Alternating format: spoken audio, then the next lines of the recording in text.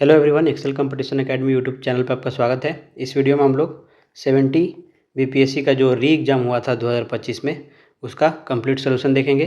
तो चलिए शुरू करते हैं। हमारा पहला प्रश्न है कि बिहार के किस जिले में विश्व प्रसिद्ध चित्रांकन मिलता है। तो इसका राइट आंसर हो जाएगा मधुबनी। मधुबनी जिला अपना मधुबनी चित्रकला के लिए विश्व भर में प्रसिद्ध है और इस चित्रकला को 2007 में जीआई टैग भी मिल चुका है। यहाँ पे जो मधेपुरा दिया है तो मधेपुरा अपने इलेक्ट्रॉनिक लोकोमोटिव फैक्ट्री जिसे हम मधेपुरा रेल इंजन कारखाना के नाम से जानते हैं, वहाँ पे भारत का सबसे शक्तिशाली यानी 12,000 HP रेल इंजन वैग 12 बनाए जाते हैं। बाकी जो दरभंगा है, दरभंगा को बिहार की सांस्कृतिक राजधानी कहा जाता है। यह मखाना उत्पादन, दरभंगा राजघराने और मंजूषा कला के लिए जाना जाता है। बाकी समस्तीपुर जो दिया है, समस्तीपुर कृषि अनुसंधान के लिए प्रसिद्ध है। यहीं पे राजेंद्र प्रसाद केंद्रीय कृषि विश्वविद्यालय पूसा स्थित है। अगला प्रश्न देखिए कि संथाल हुल आदिवासी आंदोलन कब हुआ था। तो राइट आंसर हो जाएगा ऑप्शन सी, 1855 से 56 के बीच। संथाल विद्रोह जिसे संथाल हुल भी कहते हैं 30 जून एग्जैक्ट डेट अगर पूछे आपको तो 30 जून 1855 को शुरू हुआ था और 1856 तक चला था। यह ब्रिटिश औपनिवेशिक व्यवस्था, जमींदारों और साहूकारों के खिलाफ एक सशस्त्र आदिवासी क्रांति थी। इसका नेतृत्व किसने किया था। तो नेतृत्व 4 भाइयों ने किया था। उन चारों का नाम सिंधु, कान्हू, चांद और भैरव है और इनकी 2 बहनें थी, फूलो और झानो, ये भी इसमें शामिल थी। यह विद्रोह जो था दामिनेको में फैला था, यानी भागलपुर से लेकर के राजमहल की पहाड़ियों तक का ये क्षेत्र था। परिणाम क्या हुआ था इसका। तो विद्रोह के बाद अंग्रेजों ने गैर आदिवासियों को संथाल भूमि खरीदने से रोकने के लिए संथाल परगना काश्तकारी अधिनियम लागू किया और संथाल परगना जिले का गठन किया था। अगला प्रश्न है कि वाष्प मीथेन रिफॉर्मिंग तकनीक के उपयोग से प्राप्त करते हैं।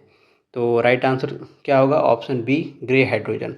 तो प्राकृतिक गैस मुख्यतः मीथेन का फॉर्मूला होता है CH4। इसको उच्च तापमान पर भाप के साथ प्रतिक्रिया कराकर स्टीम मीथेन रिफॉर्मिंग यानी कि SMR प्रक्रिया द्वारा जो हाइड्रोजन बनाई जाती है उसे हम ग्रे हाइड्रोजन कहते हैं। इसमें उप उत्पाद के रूप में कार्बन डाइऑक्साइड वायुमंडल में उत्सर्जित होता है। यहाँ पे जो दिया है ब्राउन हाइड्रोजन, तो यह कोयले के गैसीकरण प्रक्रिया द्वारा प्राप्त की जाती है और जो ग्रीन हाइड्रोजन दिया है ये जल के विद्युत अपघटन द्वारा नवीकरणीय ऊर्जा जैसे कि सौर या पवन ऊर्जा का उपयोग करके बनाई जाती है। इसमें CO2 का कोई उत्सर्जन नहीं होता है। इसके अलावा एक चीज़ और याद रखना है, ब्लू हाइड्रोजन। तो जब SMR प्रक्रिया यानी ग्रे हाइड्रोजन के दौरान उत्सर्जित CO2 को कार्बन कैप्चर एंड स्टोरेज यानी CCS तकनीक द्वारा रोक लिया जाता है तो उसे हम ब्लू हाइड्रोजन कहते हैं।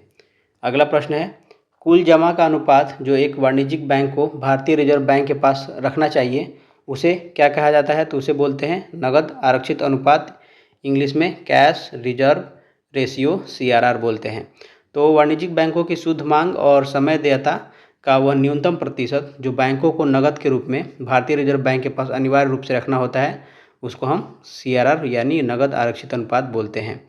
CRR पर RBI कोई ब्याज इन्हें नहीं देता है, ये मैंडेटरी है रखना। ये यहाँ पे दिया है कानूनी आरक्षित अनुपात, इसको लीगल रिजर्व रेशियो LRR बोलते हैं। तो ये CRR और SLR दोनों का संयुक्त वैधानिक योग होता है जिसे बैंक को सुरक्षित रहना अनिवार्य है।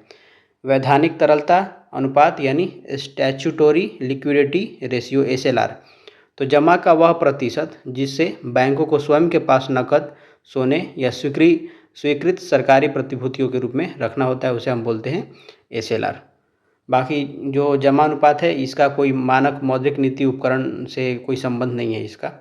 अगला प्रश्न देखते हैं, कर्क रेखा किस राज्य से होकर गुजरती है। तो कर्क रेखा जो है वो 8 राज्यों से गुजरती है। ये 8 राज्यों, इनमें से कोई भी ऑप्शन में नहीं है। इस क्वेश्चन को डिलीट कर दिया गया था बीपीएससी के द्वारा। उन 8 राज्यों को मैं नाम लिख देता हूँ पश्चिम से पूरब की ओर।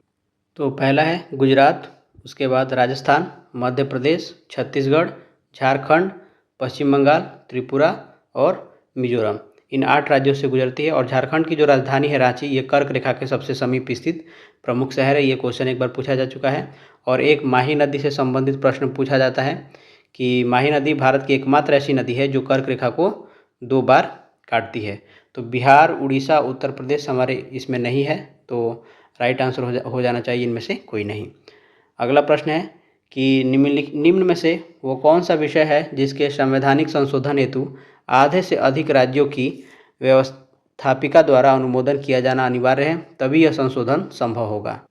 तो भारतीय संविधान के अनुच्छेद 368 के तहत संघीय ढांचे को प्रभावित करने वाले संशोधनों के लिए संसद के विशेष बहुमत के साथ साथ कम से कम आधे राज्यों के विधानमंडलों के साधारण बहुमत से अनुमोदन की आवश्यकता होती है। पहला दिया है हमारा राष्ट्रपति का चुनाव, जो कि अनुच्छेद 54 एंड 55 से संबंधित है। तो यह संघीय ढांचा है, तो इसमें ये आवश्यक है। संवैधानिक संशोधन कौन सा? आधे से अधिक राज्यों की व्यवस्थापिका द्वारा अनुमोदन। उसके बाद संसद में राज्यों का प्रतिनिधित्व, तो ये भी संघीय संतुलन से जुड़ा है, तो इसमें भी ये आवश्यक होगा कि अधिक राज्यों की व्यवस्थापिका द्वारा अनुमोदन किया जाना चाहिए संविधान संशोधन करते समय। और यदि हम 7वीं अनुसूची की किसी सूची में भी संवैधानिक संशोधन करें तो यह शक्तियों के विभाजन से संबंधित है चूँकि, तो इसमें भी हमें इसकी आवश्यकता पड़ेगी। और राज्य विधान परिषद की समाप्ति हेतु, तो इसके लिए संसद का साधारण बहुमत ही पर्याप्त है। इसके लिए अनुच्छेद 368 के तहत संविधान संशोधन भी नहीं माना जाता है इसको, इसलिए इसमें आवश्यक नहीं है। तो राइट आंसर हो जाएगा 1, 2 और 3, ऑप्शन हमारा हो जाएगा डी।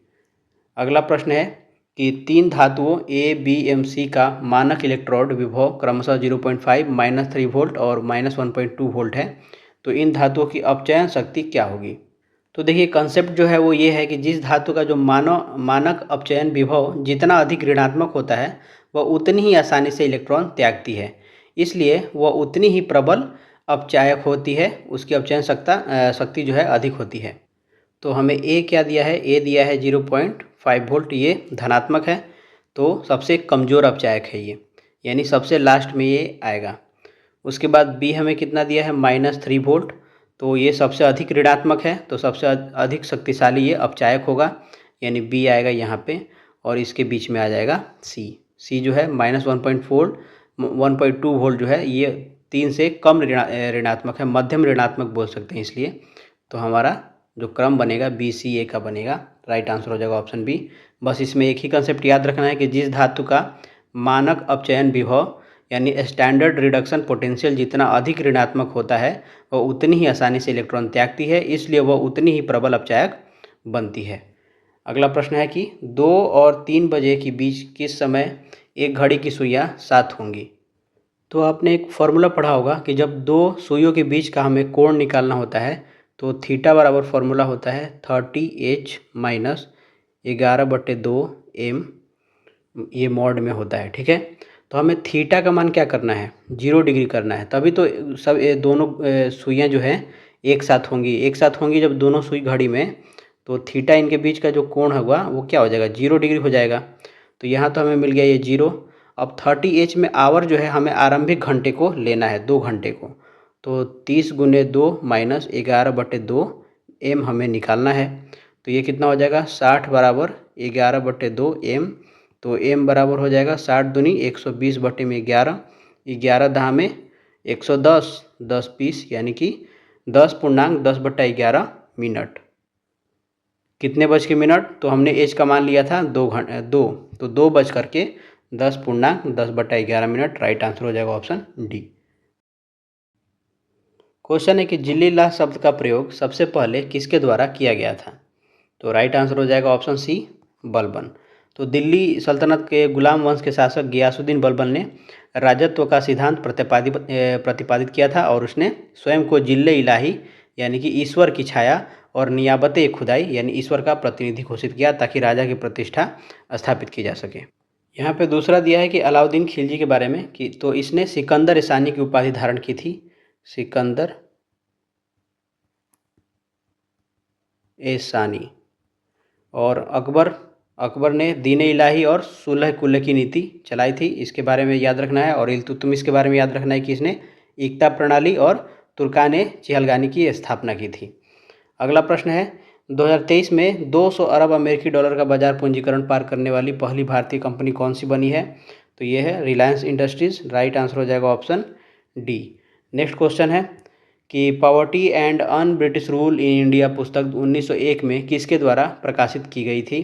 तो ये दादा भाई नौरोजी के द्वारा प्रकाशित की गई थी। इन्हें grand old man of India यानी भारत का महान वयोवृद्ध पुरुष भी कहा जाता है।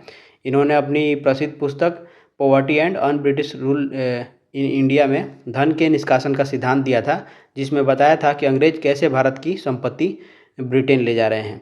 यहाँ पे दिया है एस एन बनर्जी, तो ये सुरेंद्र नाथ बनर्जी ने इंडियन एसोसिएशन की स्थापना की थी और ए नेशन इन मेकिंग पुस्तक लिखी थी।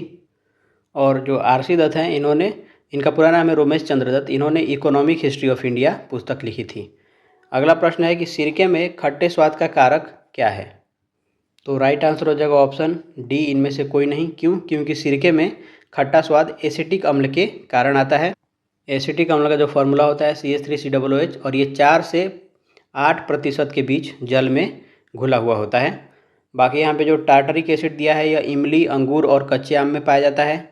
लैक्टिक अम्ल खट्टे दूध और दही में पाया जाता है। सिट्रिक अम्ल यह नींबू, संतरा और मौसम्मी जैसे खट्टे यानी सिट्रस फलों में पाया जाता है। और एक याद रखना है चींटी का डंक, तो चींटी के डंक में फॉर्मिक अम्ल या मेथनोइक अम्ल पाया जाता है और टमाटर में ऑक्जेलिक एसिड पाया जाता है। अगला प्रश्न है कि 2022 शीतकालीन ओलंपिक की मेजबानी किस देश ने की? तो राइट आंसर हो जाएगा इसका चीन। नेक्स्ट क्वेश्चन है लोकसभा के अध्यक्ष को प्राप्त है, तो क्या प्राप्त है इसमें से? तो केवल समान मत होने की स्थिति में ही मतदान का अधिकार प्राप्त है, तो राइट आंसर हो जाएगा ऑप्शन ए। तो भारतीय संविधान के अनुच्छेद 101 के तहत लोकसभा अध्यक्ष प्रथम दृष्टया मतदान नहीं करता है, लेकिन जब किसी विधेयक या प्रस्ताव पर पक्ष और विपक्ष में बराबर मत आ जाए तो अध्यक्ष निर्णायक मत दे सकता है। बाकी अपवाद इसका यह है कि जब लोकसभा अध्यक्ष को पद से हटाने का संकल्प विचाराधीन हो, यानी अनुच्छेद 96 में, तो तब वह प्रथम दृष्टया मतदान कर सकता है, लेकिन उस स्थिति में निर्णायक मत नहीं दे सकता है। ठीक है, तो ये ध्यान रखना है। अगला प्रश्न है कि दक्षिणी अमेरिका महाद्वीप का सबसे प्राचीन पर्वत कौन सा है? तो ये है ब्राज़ील पर्वत, ऑप्शन डी होगा। ब्राज़ीलियन शील्ड बोलते हैं या हाईलैंड्स। तो भूवैज्ञानिक दृष्टि से प्री कैम्ब्रियन काल की प्राचीनतम चट्टानों से बनी ब्राज़ीलियन शील्ड का हिस्सा ये है ब्राज़ील पर्वत, और यह दक्षिण अमेरिका की सबसे प्राचीन भू आकृतियों में से एक है। एंडीज पर्वत कहाँ है? तो यह विश्व की सबसे लंबी पर्वत श्रृंखला है, परंतु यह एक नवीन मुर्दान पर्वत है जो टर्शियरी काल में प्लेट विवर्तिकी से बना है और ये दक्षिण अमेरिका महाद्वीप में के पश्चिमी तट पर स्थित है, यानी फैला हुआ है उस पर। बाकी यहाँ पे जो दिया है पैकारेमा एंड टुमक-हुमक, तो ये गुयाना उच्चभूमि की स्थानीय पर्वत श्रृंखलाएं हैं जो प्राचीन है, लेकिन मुख्य ब्राज़ीलियन गुयाना शील्ड का ये हिस्सा नहीं है। अगला प्रश्न है कि 2024 में किसे भारत रत्न दिया गया? तो MS स्वामीनाथन को दिया गया। राइट आंसर हो जाएगा ऑप्शन बी। तो भारत में हरित क्रांति के जनक डॉक्टर MS स्वामीनाथन को वर्ष 2024 में मरणोपरांत भारत के सर्वोच्च नागरिक सम्मान भारत रत्न से सम्मानित किया गया है। यहाँ पे जो CN राव दिया है, तो ये प्रसिद्ध रासायनिक विज्ञानी है जिन्हें वर्ष 2024 में सचिन तेंदुलकर के साथ भारत रत्न दिया गया है। इनको वर्ष 2014 में दिया गया है, इनको 2024 में। और चंद्रशेखर भारत के पूर्व प्रधानमंत्री हैं, और प्रणब मुखर्जी को भारत के 13वें राष्ट्रपति हैं जिन्हें वर्ष 2019 में भारत रत्न दिया गया है, नानाजी देशमुख और भूपेन हजारिका के साथ, तो ये 2019 हो जाएगा। अगला प्रश्न है निम्न में से कौन राष्ट्रपति के निर्वाचक मंडल के रूप में कार्य करता है लेकिन महाभियोग प्रक्रिया में भाग नहीं लेता है? तो ये है राज्य विधानसभाएं। राइट आंसर हो जाएगा ऑप्शन बी। तो अनुच्छेद 54 के तहत राज्यों की विधानसभाओं के निर्वाचित सदस्य राष्ट्रपति के चुनाव में भाग लेते हैं, परंतु अनुच्छेद 61 के तहत राष्ट्रपति पर चलाए जाने वाले महाभियोग प्रक्रिया में केवल संसद यानी कि लोकसभा और राज्यसभा के सदस्य ही भाग लेते हैं, राज्य विधानसभाओं के सदस्य भाग नहीं लेते हैं। और ये जो दिया है राज्य विधान परिषदें, ये न तो राष्ट्रपति के चुनाव में भाग लेती है और ना ही महाभियोग में। अगला प्रश्न है कि 1917 में चंपारण सत्याग्रह का नेतृत्व किसने किया? तो राइट आंसर हो जाएगा ऑप्शन डी, महात्मा गांधी। ये सबको पता होगा कि महात्मा गांधी ने अप्रैल 1917 में बिहार के चंपारण में किसानों पर जो थोपी गई थी 3 कठिया प्रणाली, उसके खिलाफ भारत में पहला सत्याग्रह शुरू किया था। अगला प्रश्न क्वेश्चन है कि कलियाँ विशिष्ट रूप से पाई जाती हैं, तो ये कहाँ पे पाई जाती हैं? तो ये दोनों पत्तियों के आधार एवं शाखाओं के सिरे पर पाई जाती है। राइट आंसर हो जाएगा ऑप्शन ए। तो पौधों में कलियां मुख्य रूप से दो स्थानों पर पाई जाती है। एक शीर्षस्थ कलियां होती है जो तने या शाखाओं के शीर्ष पर जो पौधों की लंबाई बढ़ाती हैं, और एक होती है कक्षस्थ कलियां यानी कि लैटरल बड्स, तो पत्ती और तने के जोड़ यानी पत्तियों के आधार कक्ष पर जहाँ से नई शाखाएं या फूल निकलते हैं। राइट, अगला क्वेश्चन देखते हैं। इशिहारा टेस्ट किससे संबंधित है? तो इशिहारा टेस्ट रक्त अंधता से संबंधित है, कलर ब्लाइंडनेस से। राइट आंसर हो जाएगा ऑप्शन सी। तो इशिहारा टेस्ट का उपयोग वर्णांधता, विशेष रूप से लाल हरे रंग में अंतर न कर पाने की स्थिति जांच के लिए किया जाता है। इसमें अलग अलग रंगों के बिंदुओं के बीच संख्याएं या चित्र बने होते हैं। बाकी जो अस्थि घनत्व है इसके लिए डेक्सा स्कैन किया जाता है। डेक्सा का फुल फॉर्म क्या होता है? Dual energy X ray absorptiometry. और आईक्यू के लिए क्या टेस्ट किया जाता है? तो बिने साइमन या वेचस्लर टेस्ट इसके लिए किया जाता है। और हीमोग्लोबिन स्तर जानने के लिए हम क्या करते हैं? ब्लड टेस्ट कराते हैं, रक्त परीक्षण बोलते हैं जिसको, या सीबीसी काउंट भी बोला जाता है। अगला प्रश्न है कि बिरसा मुंडा विद्रोह कहाँ हुआ था? तो ये हुआ था रांची में। बिरसा मुंडा विद्रोह, जिसे हम उलगुलान या महाविद्रोह भी कहते हैं, ये 1899 से 1900 के बीच छोटा नागपुर क्षेत्र, खास करके रांची और खूंटी में हुआ था। यह आदिवासियों की पारंपरिक सामूहिक खेती खुटकट्टी व्यवस्था को अंग्रेजों और जमींदारों द्वारा समाप्त करने के खिलाफ हुआ था। कौन सी व्यवस्था थी? तो ये कभी कभी पूछ देता है, तो खुटकट्टी व्यवस्था। ठीक है। क्वेश्चन है, भारतीय संविधान का कौन सा अनुच्छेद आपातकाल की घोषणा से संबंधित है? तो राइट आंसर हो जाएगा ऑप्शन हमारा डी, अनुच्छेद 352 जो है राष्ट्रीय आपातकाल की घोषणा से संबंधित है। राष्ट्रपति युद्ध, बाह्य आक्रमण या सशस्त्र विद्रोह के आधार पर पूरे देश या किसी भाग में आपातकाल लागू कर सकते हैं। बाकी अनुच्छेद 360 जो यहाँ पे दिया है यह वित्तीय आपातकाल से संबंधित है। अनुच्छेद 365 जो दिया है, यदि कोई राज्य केंद्र के संवैधानिक निर्देशों का पालन करने में विफल रहता है तो वहाँ पे अनुच्छेद 356 लगाने का ये आधार बनाता है। ठीक है। और अनुच्छेद 356 में क्या है? तो यह राज्यों में राष्ट्रपति शासन से संबंधित है। इसके साथ साथ ये भी ध्यान रखना है कि भारतीय संविधान के भाग 18 में अनुच्छेद 352 से लेकर के 356 तक आपातकालीन प्रावधान दिए गए हैं, जो कि जर्मनी के वाइमर संविधान से प्रेरित है। इसके साथ साथ एक और फैक्ट याद रखना है कि 44वें संविधान संशोधन अधिनियम 1978 द्वारा आंतरिक अशांति शब्द को हटा करके सशस्त्र विद्रोह शब्द जोड़ा गया है। मूल संविधान में आंतरिक अशांति का जिक्र था, बाद में इसे हटा करके सशस्त्र विद्रोह कर दिया गया। अगला प्रश्न है कि मध्य प्रदेश की सर्वाधिक लंबी सीमा किस राज्य के साथ है? तो राइट आंसर होगा ऑप्शन डी, राजस्थान। तो मध्य प्रदेश की सबसे लंबी सीमा राजस्थान राज्य के साथ है, लगभग 1607 किलोमीटर लगती है इसके साथ सीमा। मध्य प्रदेश के सर्वाधिक जिले 14 जिले उत्तर प्रदेश के साथ सीमा साझा करते हैं, लेकिन भौगोलिक दूरी की लंबाई के मामले में राजस्थान पहले स्थान पर है। कितने जिले शेयर करते हैं? तो 14 जिले। महाराष्ट्र एवं आंध्र प्रदेश, तो मध्य प्रदेश की सीमा 5 राज्य यूपी, राजस्थान, गुजरात, महाराष्ट्र और छत्तीसगढ़ से लगती है। आंध्र प्रदेश की से इसकी कोई सीमा नहीं लगती है। अगला प्रश्न है कि जीएसटी परिषद का चेयरपर्सन कौन होता है? तो ये होता है केंद्रीय वित्त मंत्री। राइट आंसर हो जाएगा ऑप्शन डी। तो भारतीय संविधान के अनुच्छेद 279A के अनुसार वस्तु एवं सेवा कर के परिषद के पदेन अध्यक्ष केंद्रीय वित्त मंत्री होते हैं। इसके साथ साथ ये ध्यान रखना है कि जीएसटी परिषद में केंद्र सरकार के पास यानी सेंट्रल गवर्नमेंट के पास 1/3 वोटिंग पावर होता है। ठीक है। और जो स्टेट गवर्नमेंट है उनके पास होता है कुल मिलाकर के 2/3 वोटिंग पावर। और यदि किसी भी निर्णय के लिए हमें 3/4 यानी कि 75% बहुमत की आवश्यकता होती है। अगला प्रश्न है, निम्नलिखित में से कौन सा राजकोषीय नीति का एक उपकरण है?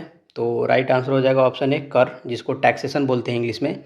तो राजकोषीय नीति का निर्माण और संचालन सरकार द्वारा किया जाता है। इसके मुख्य उपकरण कर, सरकारी व्यय और सार्वजनिक ऋण और बजट नीति है।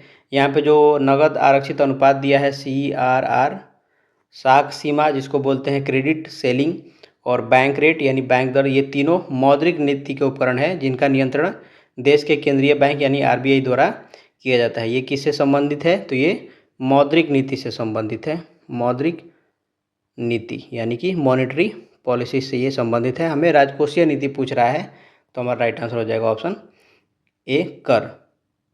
अगला प्रश्न है कि तारीख़ फिरोज शाही किसके द्वारा लिखी गई थी? तो राइट आंसर क्या होगा इसका? तो ऑप्शन ए इसका राइट आंसर हो जाएगा। हमें ध्यान देना है कि मध्यकालीन इतिहास में तारीख़ फिरोज शाही शीर्षक से दो प्रमुख रचनाएं लिखी गई हैं। पहली लिखी गई है जियाउद्दीन बर्नी के द्वारा, जियाउद्दीन बर्नी, और दूसरी शम्स सिराज अफीफ़ के द्वारा। चूँकि हमें ऑप्शन में जियाउद्दीन बर्नी नहीं दिया है, अफीफ़ दिया है, तो हमें इसे राइट आंसर चुनना होगा। बाकी याह्या सरहिंदी, तो इन्होंने मुबारक शाह के संरक्षण में तारीख़ मुबारक शाही यानी कि सैयद वंश का इतिहास लिखा है। मिनहाज उस सिराज ने अब एक पुस्तक लिखा है जिसका नाम है तबक़ात नासिरी, और इसामी ने अलाउद्दीन खिलजी और तुगलक काल पर फुतूह उस सलातनी की रचना की है।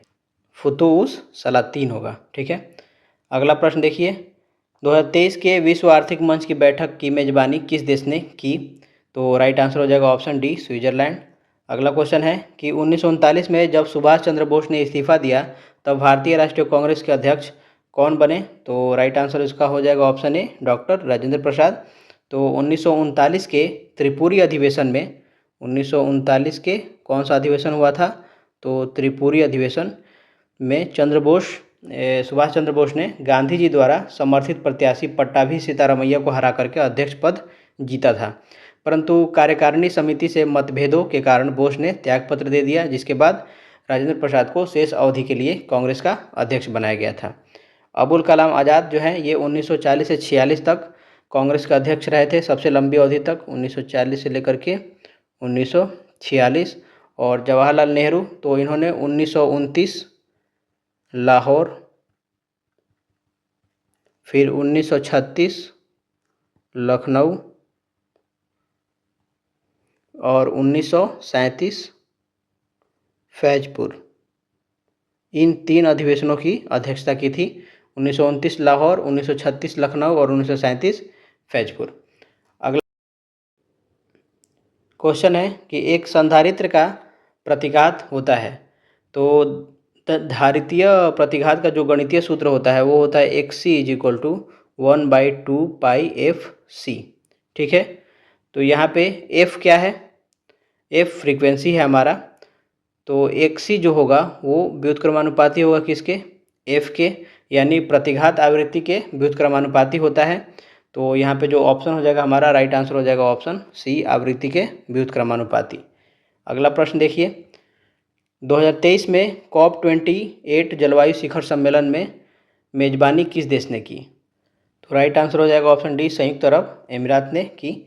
नेक्स्ट क्वेश्चन है कि भारतीय राष्ट्रीय कांग्रेस के पहले मुस्लिम अध्यक्ष कौन थे? तो ये बदरुद्दीन तैयब जी थे। इन्होंने 1887 के मद्रास अधिवेशन की अध्यक्षता की थी और वे भारतीय राष्ट्रीय कांग्रेस के प्रथम मुस्लिम अध्यक्ष बने थे। हसरत मोहानी कौन थे? तो इन्होंने 1921 के अहमदाबाद अधिवेशन में पहली बार कांग्रेस के मन से पूर्ण स्वराज का प्रस्ताव रखा था, पूर्ण स्वराज। उसके बाद है मौलाना आज़ाद, तो मौलाना अबुल कलाम आज़ाद 1923 के दिल्ली विशेष अधिवेशन में मात्र 35 वर्ष की आयु में कांग्रेस के सबसे युवा अध्यक्ष बने थे और इसके बाद 1940 से 46 तक सबसे लंबी अवधि तक अध्यक्ष बने रहे थे। अगला क्वेश्चन देखिए कि निम्नलिखित में से किस अधिनियम ने बिहार के एक सदनीय विधानमंडल को द्विसदनीय में बदल दिया? बिहार विधानसभा और बिहार विधान परिषद।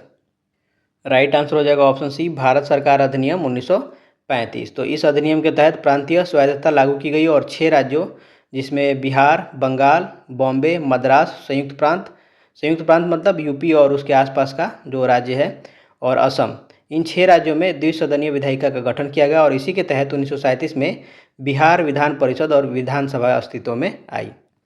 उसके बाद है भारत सरकार अधिनियम 1919। तो इसने प्रांतों में द्वैध शासन लागू किया था लेकिन विधानमंडल द्विसदनीय नहीं था। भारत सरकार 1909, तो इसे मार्लेमिंटो सुधार भी कहते हैं, जिसने मुसलमानों के लिए पृथक निर्वाचन मंडल की शुरुआत की थी। इसके साथ साथ एक चीज़ याद रखना है कि वर्तमान में भारत में केवल 6 राज्यों में द्विसदनीय विधायिका यानी विधानसभा और विधान परिषद है। तो यहाँ पे मैं उनका नाम लिख देता हूँ। पहला है बिहार, एंड यूपी, ये जो जुड़वा आपस में पड़ोसी राज्य हैं, बिहार यूपी हो गया। फिर महाराष्ट्र और कर्नाटक आपस में सटे हुए राज्य हैं, और Andhra Pradesh and AP and Telangana state, ये दोनों भी आपस में पड़ोसी राज्य हैं। तो ये 6 का नाम याद रखना है। ये पुराने वाले था 1935 के हिसाब से।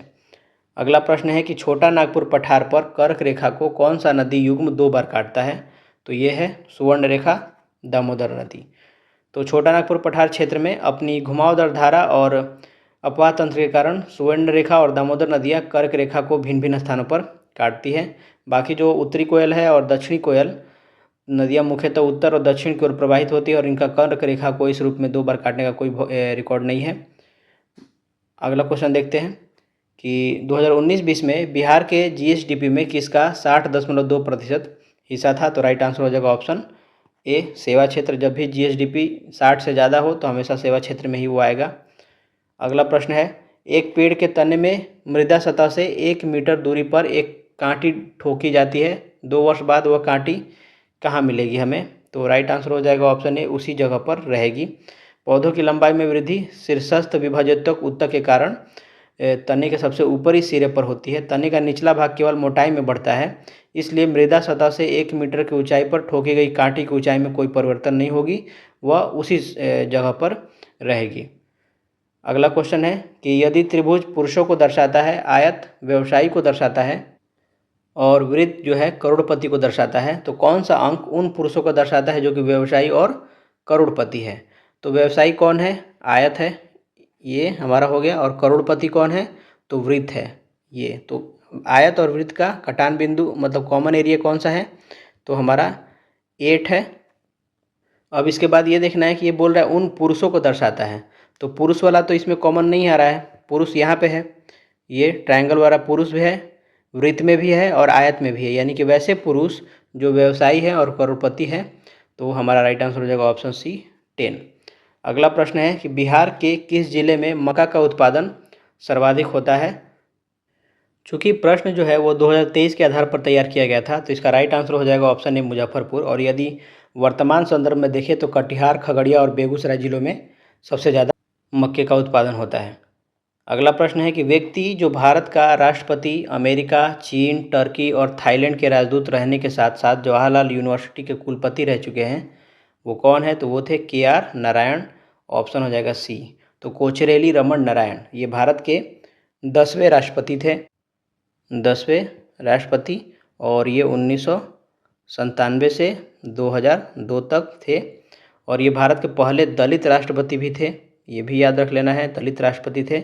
और ये भारतीय विदेश सेवा के अधिकारी थे और उन्होंने चीन, अमेरिका, तुर्की और थाईलैंड में भारत के राजदूत के रूप में कार्य किया था। अगला प्रश्न है कि साइटोप्लास्ट के अंदर प्रकाश संश्लेषण की अंधेरी अभिक्रिया का वास्तविक स्थल होता है कहाँ पे? तो ये स्ट्रोमा में होता है, राइट आंसर हो जाएगा ऑप्शन सी। तो प्रकाश संश्लेषण की अंधेरी अभिक्रिया क्लोरोप्लास्ट के द्रव भाग यानी कि स्ट्रोमा में होती है। इसके लिए प्रकाश की प्रत्यक्ष आवश्यकता नहीं होती और यहाँ CO2 का स्थिरीकरण होकर ग्लूकोज बनता है। बाकी जो दिया है ग्रैनम, ग्रैना लैमेला, तो प्रकाश संश्लेषण की प्रकाशिक अभिक्रिया क्लोरोप्लास्ट के ग्रेना में होती है, जहाँ जल के अणुओं का अपघटन होता है और O2 तथा ATP और NADPH का निर्माण होता है। तो ग्रेना में क्या होता है? प्रकाश के ये प्रकाशिक अभिक्रिया है और ये अंधेरे में होता है, स्ट्रोमा। अगला प्रश्न है कि वनस्पति तेल को वनस्पति घी में हाइड्रोजनीकरण हेतु उपयोग में आने वाला उत्प्रेरक कौन है? तो ये है निकल, राइट आंसर ऑप्शन हो जाएगा सी। असंतृप्त वसा में जब उच्च दाब पर निकेल उत्प्रेरक की उपस्थिति में हाइड्रोजन गैस प्रवाहित की जाती है तो वे संतृप्त वसा में बदल जाते हैं और इस प्रक्रिया को हाइड्रोजनीकरण कहते हैं। अगला प्रश्न है कि नेताओं की सूची 1 को उनके क्षेत्र सूची 2 के साथ सुमेलित करें और नीचे दिए कोड से चयनित उत्तर दें। पहला है कुंवर सिंह, तो ये जगदीशपुर से संबंध होगा इनका, ऑप्शन हो जाएगा 3। 80 वर्ष की आयु में विद्रोह का नेतृत्व किया था इन्होंने। बेगम हजरत महल, तो ये लखनऊ अवध से क्रांति का नेतृत्व किया था, ऑप्शन 4 हो जाएगा। खान बहादुर, तो बरेली रुहेलखंड क्षेत्र से नेतृत्व किया था, तो ये इसका हो जाएगा बरेली, ऑप्शन 2। और मौलवी अहमदुल्ला जो थे फैजाबाद, अंग्रेज़ों के खिलाफ जिहाद का नारा दिया था, तो ये हो जाएगा ऑप्शन 1। तो राइट आंसर क्या होगा? ए का 3, बी का 4, सी का 2, डी का 1, ऑप्शन हमारा हो जाएगा सी। नेक्स्ट क्वेश्चन देखिए कि निम्न में से कौन सा इलेक्ट्रोफाइल नहीं है। तो राइट आंसर क्या होगा। सबसे पहले तो हमें ये जानना होगा कि इलेक्ट्रोफाइल बोलते किसको हैं। इलेक्ट्रोफाइल का मतलब इलेक्ट्रॉन से नहीं, जिसे इलेक्ट्रॉन से प्यार हो। तो वे रासायनिक प्रजातियां जो इलेक्ट्रॉन की कमी का सामना करती हैं और इलेक्ट्रॉन युग्म स्वीकार कर सकती हैं, जैसे कि लुईस अम्ल। तो यहाँ पे आप देखिए Na+ जो है ये सोडियम आयन का अष्टक पूर्ण होता है। सोडियम का क्या होता है 11 होता है, इसमें से एक इलेक्ट्रॉन निकाल देंगे तो 2 और 8 10 हो जाएगा। तो यह एक अक्रिय गैस विन्यास बन गया है अब, इसलिए यह रासायनिक अभिक्रियाओं में इलेक्ट्रॉन स्वीकार करने के लिए इलेक्ट्रोफाइल की तरह व्यवहार नहीं करेगा। हमें नहीं का ही पूछा था, तो राइट आंसर हो जाएगा ऑप्शन ए। Bf3-, तो बोरॉन ट्राईफ्लोराइड, तो इसमें बोरॉन के बाह्य कोश में केवल 6 इलेक्ट्रॉन होते हैं। अष्टक क्या है अपूर्ण है, इसलिए यह एक शक्तिशाली इलेक्ट्रोफाइल है। H+, इसमें कोई इलेक्ट्रॉन नहीं होता है, इसलिए यह इलेक्ट्रॉन स्वीकार करने वाला इलेक्ट्रोफाइल है। हमें नहीं पूछा है, तो ऑप्शन ए हम टिक कर देंगे। अगला प्रश्न है कि भारत में वित्त आयोग का प्राथमिक कार्य क्या है। तो इसका कार्य है केंद्र और राज्यों के मध्य राजस्व का बंटवारा करना, ऑप्शन ए हमारा राइट आंसर हो जाएगा। तो भारतीय संविधान के अनुच्छेद 280 के तहत गठित वित्त आयोग का मुख्य कार्य केंद्र यानी संघ और राज्यों के बीच करों से प्राप्त कुल शुद्ध आय के वितरण की सिफारिश करना है। अगला प्रश्न देखिए, कौन सा देशांतर कनाडा तथा अलास्का को अलग करता है। तो राइट आंसर हो जाएगा ऑप्शन डी 141 डिग्री पश्चिमी देशांतर। तो अंतर्राष्ट्रीय संधि के अनुसार 141 डिग्री वेस्ट देशांतर रेखा पूर्व में कनाडा खास करके यूकोन क्षेत्र और पश्चिम में संयुक्त राज्य अमेरिका के राज्य अलास्का के बीच एक सीधी अंतर्राष्ट्रीय भूमि सीमा बनी हुई है। इसके साथ साथ एक और चीज़ याद रख लेना है कि 49 डिग्री उत्तरी अक्षांश यह कनाडा और मुख्य संयुक्त राज्य अमेरिका के बीच विश्व की सबसे लंबी शांत अंतर्राष्ट्रीय सीमा बनाती है। अगला प्रश्न है कि निम्न में से भारत में किस संविधान संशोधन ने एक राज्य में मुख्यमंत्री सहित मंत्रिपरिषद की अधिकतम संख्या निर्धारित की है। तो ये हो जाएगा 91 संवैधानिक संशोधन ने निर्धारित की है। ये कब हुआ था, तो ये 2003 में हुआ था। इसके द्वारा संविधान का अनुच्छेद 75 और 164 में संशोधन किया गया। इसके तहत राज्यों में मुख्यमंत्री सहित कुल मंत्रियों की संख्या विधानसभा के सदस्यों की कुल संख्या का अधिकतम 15% तक सीमित कर दी गई है और न्यूनतम मंत्री मिनिमम होने चाहिए 12 और अधिकतम 15% होने चाहिए, 15% ना कि 15। बाकी जो 86वां संवैधानिक संशोधन जो दिया है ये शिक्षा के अधिकार को अनुच्छेद 21A के तहत मौलिक अधिकार बनाया गया है। ये कब आया था, तो ये 2000 ईस्वी में आया था। 21A के तहत इसे मौलिक अधिकार बनाया गया है शिक्षा को। 86वां संवैधानिक संशोधन। 81वें संवैधानिक संशोधन ने, जो कि ये भी 2000 में ही आया था, ये बैकलॉग रिक्तियों के संबंध में 50% की सीमा को शिथिल करने से संबंधित था। अगला प्रश्न है कि एक प्रबल विद्युत अपघट्य की चालकता तनुकरण पर थोड़ी बढ़ती है, राइट आंसर सी हो जाएगा। तो प्रबल विद्युत अपघट्य जैसे कि NaCl और HCl विलयन में पहले से ही पूरी तरह आयनित होते हैं। जब इनमें जल मिलाकर तनुकरण किया जाता है तो आयनों के बीच की दूरी बढ़ जाती है, जिससे उनके बीच का अंतर आयनिक आकर्षण बल कम हो जाता है और आयनों की गतिशीलता बढ़ जाती है। इस कारण चालकता थोड़ी बढ़ जाती है। अगला प्रश्न है कि शिशु मृत्यु दर क्या है। तो शिशु मृत्यु दर क्या है, तो उस विशेष वर्ष में पैदा हुए 1000 जीवित बच्चों के अनुपात के रूप में 1 वर्ष की आयु से पहले मरने वाले बच्चों का अनुपात है ये। तो राइट आंसर हो जाएगा ऑप्शन हमारा डी। ये मेरे याद रखना है, 1 वर्ष की आयु से पहले यानी 0 से लेकर यानी जन्म से लेकर 1 वर्ष तक के जितने भी बच्चे हैं। मान लीजिए आज 24 जुलाई है और 24 जुलाई को 1000 बच्चे पैदा होते हैं, ठीक है। तो और हम जब अगले साल यानी कि 25 जुलाई को देखते हैं, 25 जुलाई 2027 को, तो इस 1000 में से 25 बच्चे मान लीजिए मर जाते हैं और बाकी 75 बचते हैं। तो मृत्यु दर क्या हो जाएगा, 25% हो जाएगा हमारा। 25 बटे हम 75 मतलब यहाँ पे हमने 100 लिया है सपोज, तो हमें चूँकि 1000 में देखना है तो ये 750 250 यानी 250 मर गए हैं 1000 में से, तो गुने 100, 2 जीरो से 2 जीरो कैंसिल, यानी 25% क्या है शिशु मृत्यु दर हो जाएगा। तो ये याद रखना है, ये 1 वर्ष है, ना कि 2 वर्ष 4 वर्ष और 3 वर्ष जो दिया है ये गलत है। अगला प्रश्न है कि निम्नलिखित आकृति में कितने त्रिभुज हैं। तो पहले जो भी छोटा वाला है उसको काउंट कर लीजिए, 1 2 3 4 5, ठीक है। अब क्या होगा, 1 और 2 को मिला देंगे तो एक त्रिभुज बनेगा, तो ये हो गया छठा त्रिभुज। फिर 5 और 4 को मिला देंगे तो 7वां त्रिभुज बन जाएगा। फिर उसके बाद आप क्या कीजिए कि 2 + 3 + 4 को मिला दीजिए तो हमें 8वां त्रिभुज मिल जाएगा। 2 + 3 को मिला देंगे तो आपको 9वां त्रिभुज मिल जाएगा। 5 + 4 + 3 को मिला देंगे तो आपको 10वां त्रिभुज मिल जाएगा। 1 और 5 को मिला देंगे तो आपको 11वां त्रिभुज मिल जाएगा। और इन सब को मिला देंगे तो 1 2 3 4 5 को मिला देंगे तो 12वां त्रिभुज मिल जाएगा, यानी बड़ा वाला ये त्रिभुज मिल जाएगा। तो राइट आंसर क्या हो जाएगा? ऑप्शन ए हमारा राइट आंसर हो जाएगा। क्वेश्चन है कि भारत के किस राज्य में चित्रकूट मंदिर स्थित है? तो राइट आंसर हो जाएगा इसका ऑप्शन सी, मध्य प्रदेश में है। मध्य प्रदेश का एक एरिया है चित्रकूट, उसी में चित्रकूट मंदिर वहाँ पे स्थित है। यह भगवान राम से जुड़ा हुआ एक महत्वपूर्ण तीर्थ स्थल है, क्योंकि ऐसा माना जाता है कि राम, सीता और लक्ष्मण ने अपना वनवास का कुछ समय यहाँ पे बिताया था। वर्ष 1946 में बनी अंतरिम सरकार में डॉक्टर राजेंद्र प्रसाद के पास कौन सा विभाग था? तो राइट आंसर हो जाएगा ऑप्शन सी, खाद्य एवं कृषि मंत्रालय था इनके पास। और बाकी जो प्रतिरक्षा का था तो ये था बलदेव सिंह के पास। और गृह मंत्रालय किसके पास था? तो ये था सरदार वल्लभ भाई पटेल के पास।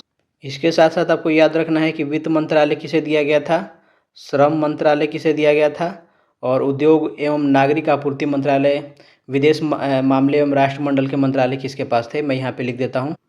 तो वित्त मंत्रालय लियाकत अली खान के पास था, श्रम मंत्रालय जगजीवन राम जी के पास, और विदेशी मामले एवं राष्ट्रमंडल जवाहरलाल नेहरू, और उद्योग एवं नागरिक आपूर्ति ये था जॉन मथाई के पास। अगला प्रश्न है कि निम्न में से कौन सा देश G7 का सदस्य नहीं है? तो राइट आंसर हो जाएगा ऑप्शन डी, रूस। रूस 1997 में शामिल हुआ था और तब इसे G8 कहा जाता था, परंतु 2014 में क्रीमिया पर आक्रमण और अधिग्रहण करने के बाद रूस को इस समूह से निलंबित कर दिया गया, जिसके बाद यह पुनः G7 बन गया है। इसलिए G7 में जो रूस है वो अभी इसका वर्तमान में सदस्य नहीं है। बाकी इटली, अमेरिका, फ्रांस ये तीनों सदस्य हैं। मैं इन सातों का नाम लिख देता हूँ यहाँ पे। USA यानी कि संयुक्त राज्य America, United kingdom, Canada, France, Germany, Italy और जापान। अगला प्रश्न है कि दो तरल A तथा B को मिलाने पर आदर्श तरल प्राप्त करने के लिए क्या करना होगा हमें? तो मिश्रण की जो तापीय धारिता है वो 0 होनी चाहिए इसके लिए। तो राइट आंसर हो जाएगा ऑप्शन सी। तो एक आदर्श विलयन या तरल राउल्ट्स के नियम का पालन करता है, और आदर्श विलयन बनने की जो 2 शर्तें हैं वो अनिवार्य शर्तें हैं। पहला है कि मिश्रण के दौरान एंथैल्पी ऊष्मा जो परिवर्तन है वो 0 हो जाता है, यानी कि डेल एच मिक्स जो है हमारा 0 होना चाहिए, ना ही ऊष्मा उत्सर्जित होना चाहिए और ना ही अवशोषित होना चाहिए। और दूसरा है कि ये पहला था, दूसरा है मिश्रण के दौरान आयतन परिवर्तन 0 होना चाहिए। भी मिक्स जो है, मिक्सचर का वॉल्यूम जो है वो भी 0 होना चाहिए, चेंज इसमें नहीं होना चाहिए। अगला प्रश्न है कि दुनिया की सर्वाधिक प्राचीन सभ्यता कौन सी है? तो ये है मेसोपोटामिया की सभ्यता। ये कहाँ पे है? तो ये इराक में स्थित है। इसको दजला और फरात का सभ्यता भी बोलते हैं। ये दुनिया की सबसे प्राचीन ज्ञात शहरी सभ्यता माना जाता है, जिसका विकास जो है लगभग 3500 ईसा पूर्व सुमेरियन सभ्यता के समय में हुआ था। बाकी सिंधु घाटी सभ्यता जो है 2500 से लेकर के 1750 ईस्वी पूर्व के बीच का है। और ये क्षेत्रफल की दृष्टि से पूछा अगर तो सबसे बड़ी प्राचीन सभ्यता है सिंधु घाटी सभ्यता। चाइनीज सभ्यता हांगहो घाटी में विकसित सभ्यता है। और इजिप्शियन सभ्यता जो है मिस्र की सभ्यता नील नदी की घाटी में विकसित सभ्यता है, लगभग 3100 ईसा पूर्व की सभ्यता। अगला प्रश्न है कि 1857 का विद्रोह किसके द्वारा पहला बार यानी प्रथम भारतीय स्वतंत्रता संग्राम का रूप में वर्णित किया गया था? तो इसका राइट आंसर हो जाएगा विनायक दामोदर सावरकर। इन्होंने 1909 में प्रकाशित अपनी प्रसिद्ध पुस्तक the Indian war of independence 1857 में 1857 की क्रांति को पहली बार एक योजनाबद्ध प्रथम भारतीय स्वतंत्रता संग्राम कहा है। बाल गंगाधर तिलक के बारे में तो इन्होंने केसरी और मराठा समाचार पत्र के माध्यम से राष्ट्रीय चेतना जगाई थी, ये ध्यान रखना है। और आरसी मजूमदार के बारे में ये याद रखना है कि इन्होंने अपनी पुस्तक में लिखा है 1857 के विद्रोह के बारे में कि यह तथाकथित प्रथम राष्ट्रीय स्वतंत्रता संग्राम न तो पहला, न ही राष्ट्रीय और न ही स्वतंत्रता संग्राम था। ठीक है, इसके साथ साथ कुछ और भी विद्वान हैं, मैं उनका नाम लिख देता हूँ ताकि आपको याद रहे, वो एग्जाम में पूछे जाते हैं। तो सर जॉन लॉरेंस एम रिसीले ने कहा था कि यह पूर्णतः सिपाही विद्रोह था 1857 के विद्रोह के बारे में। और बेंजामिन डिजराइले ने कहा था कि यह एक राष्ट्रीय विद्रोह था। और टी.आर. होम्स ने कहा था कि सभ्यता और बर्बरता के बीच का ये संघर्ष था। अगला क्वेश्चन देखिए कि कौन सी नदी बिहार का शोक के रूप में जानी जाती है, तो ये कोसी नदी है, ऑप्शन हमारा सी हो जाएगा। अगला क्वेश्चन देखिए कि बिहार के किस जिले में लीची का उत्पादन सर्वाधिक होता है, तो मुजफ्फरपुर में होता है, राइट आंसर ऑप्शन सी हो जाएगा।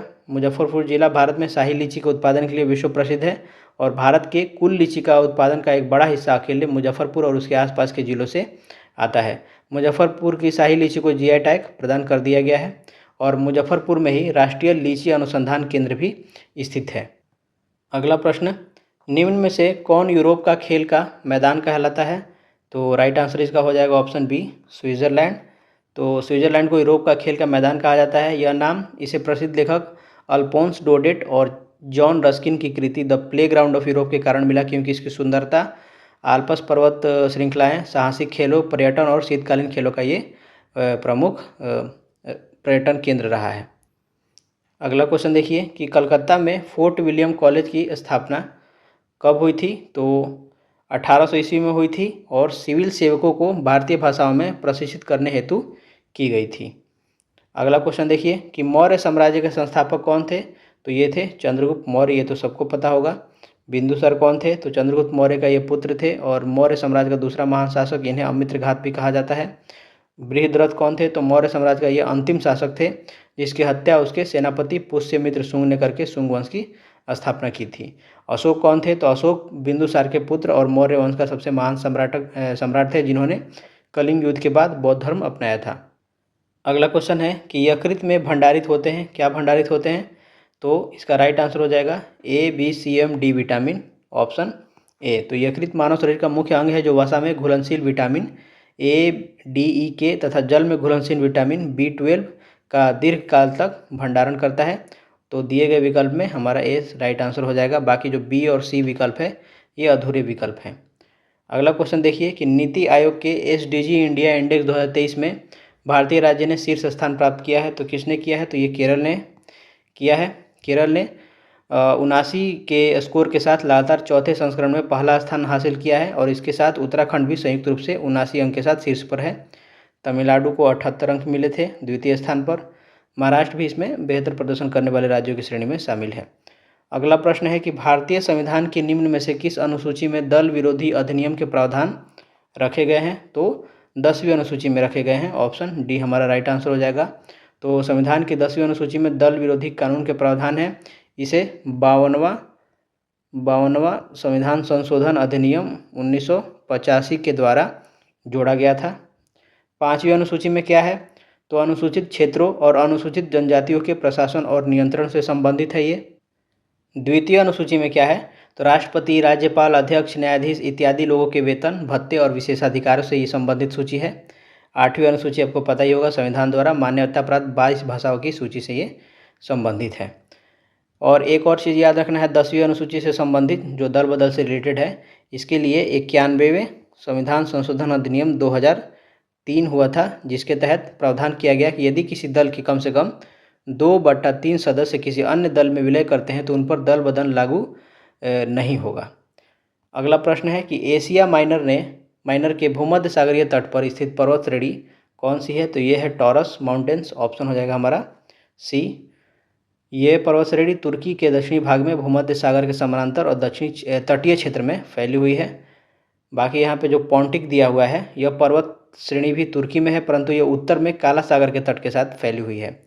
एलबुर्ज जो है यह पर्वत श्रेणी ईरान के उत्तरी भाग में कैस्पियन सागर के दक्षिण में स्थित है ये। और किरथर कहाँ है, तो यह पर्वत श्रृंखला पाकिस्तान, सिंधु और बलूचिस्तान की सीमा पे स्थित है।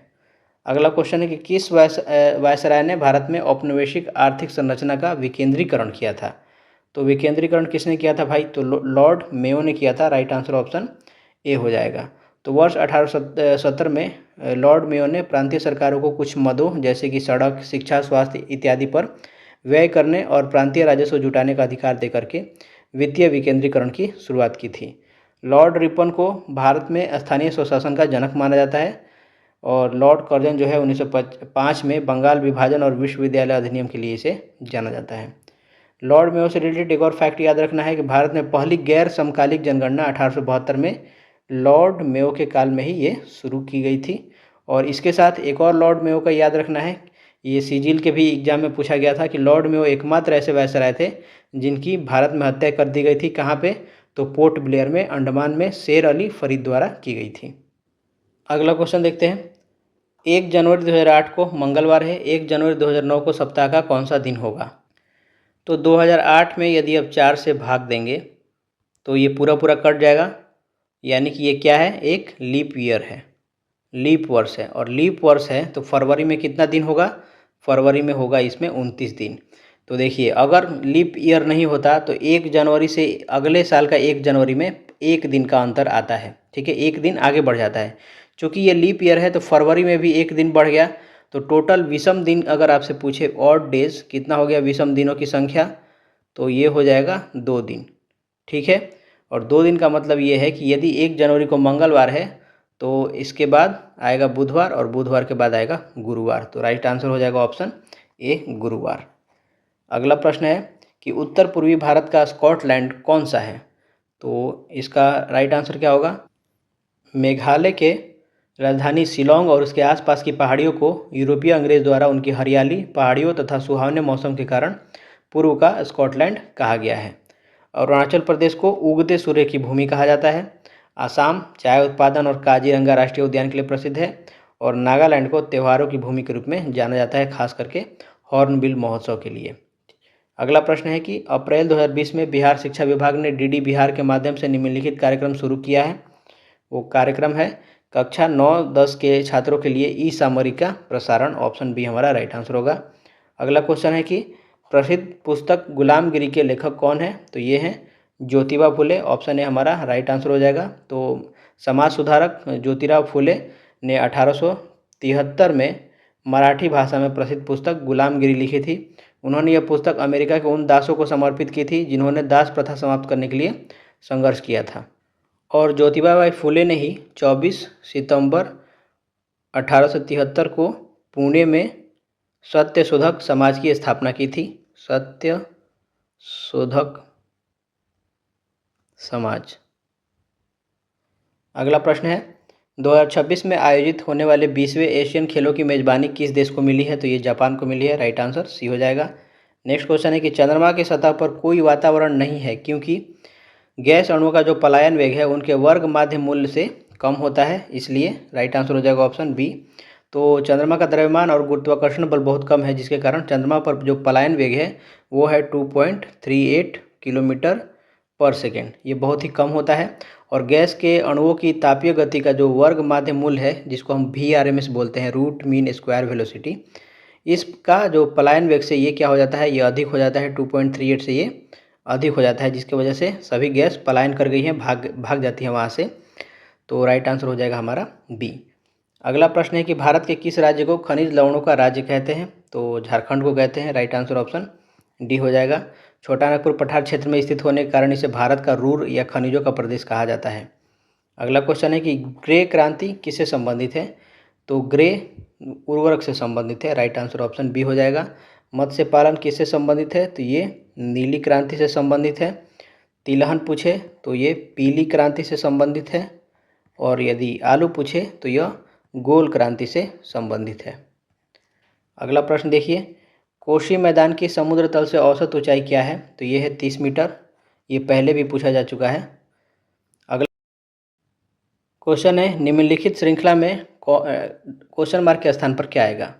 सबसे पहले अंतर निकालते हैं। इसका अंतर कितना होगा? 19। इसका अंतर कितना है? 18।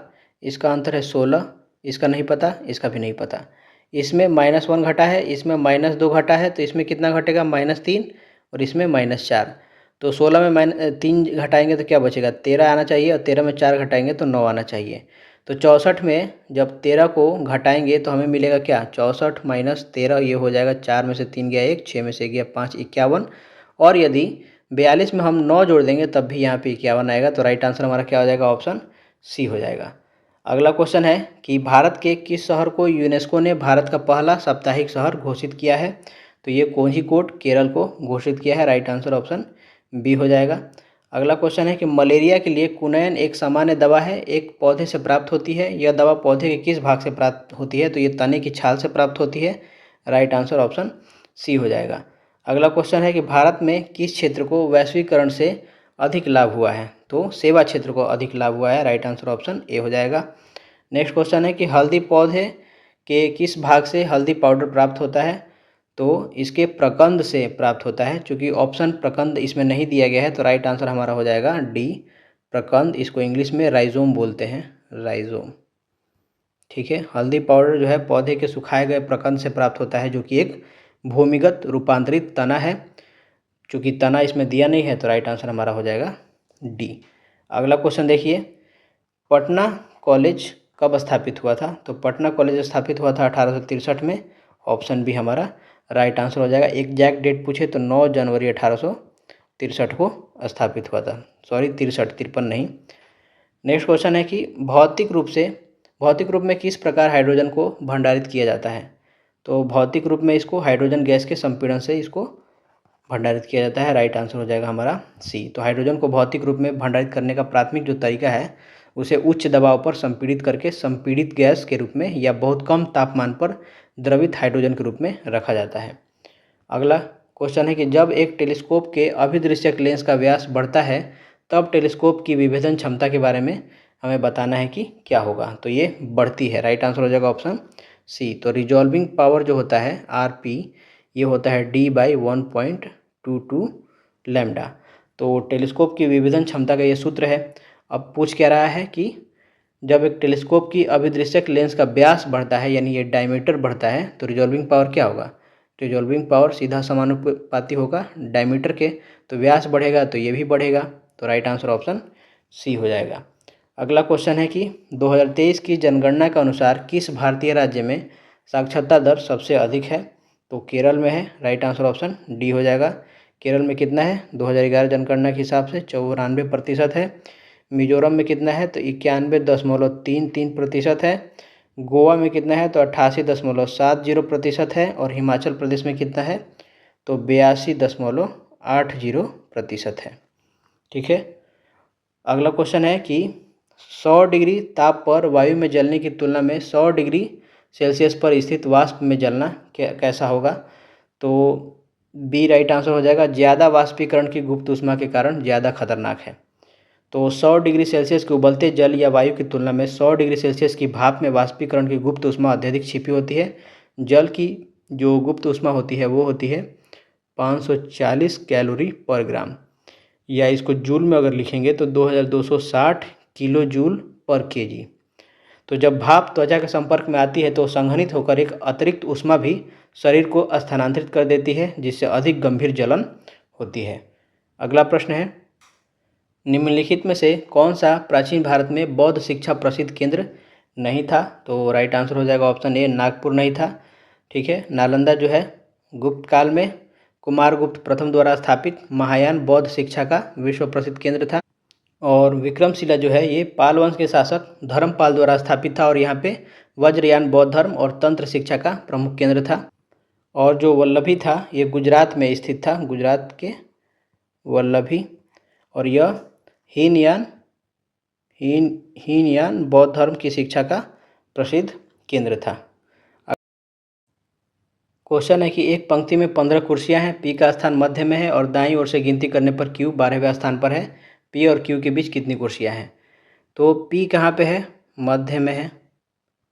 कुल कुर्सी कितनी है? 15। तो 15 + 1 16/2 करेंगे तो 8, यानी पी का हमारा रैंक क्या मिल गया? 8वें स्थान पे है। ये कैसे हुआ है? मान लीजिए यदि मैं बोलूँ कि 5 लड़के हैं और आप मध्य में, तो आप कहाँ पे होंगे? तो 5 + 1/2 यानी आप तीसरे स्थान पे होंगे। 1 2 3 4 5, तो ये तीसरा स्थान जो है इधर से भी 3 आएगा और इधर से भी 3 आएगा, इसलिए हम 1 जोड़ते हैं। तो यहाँ पे मैंने 1 जोड़ा तो 8वां मिला। अब कह रहा है कि दाईं ओर से गिनती करने पर, यानी दाईं ओर से इधर से गिनती करेंगे तो क्यू जो है 12वें स्थान पे है और पी कहाँ पे है? दाईं ओर से 8वें स्थान पे। दाईं ओर से कहें या बाईं ओर से, दोनों तरफ से वो 8वें स्थान पे ही होगा। और यदि हम क्यू का निकालें बाएं स्थान से तो टोटल 15 है, 15 में से 12 घटाएंगे और 1 जोड़ देंगे तो ये मिल जाएगा 15 1 16 में से 12 गया, चौथे स्थान पे स्थित है। कहाँ से? इधर से।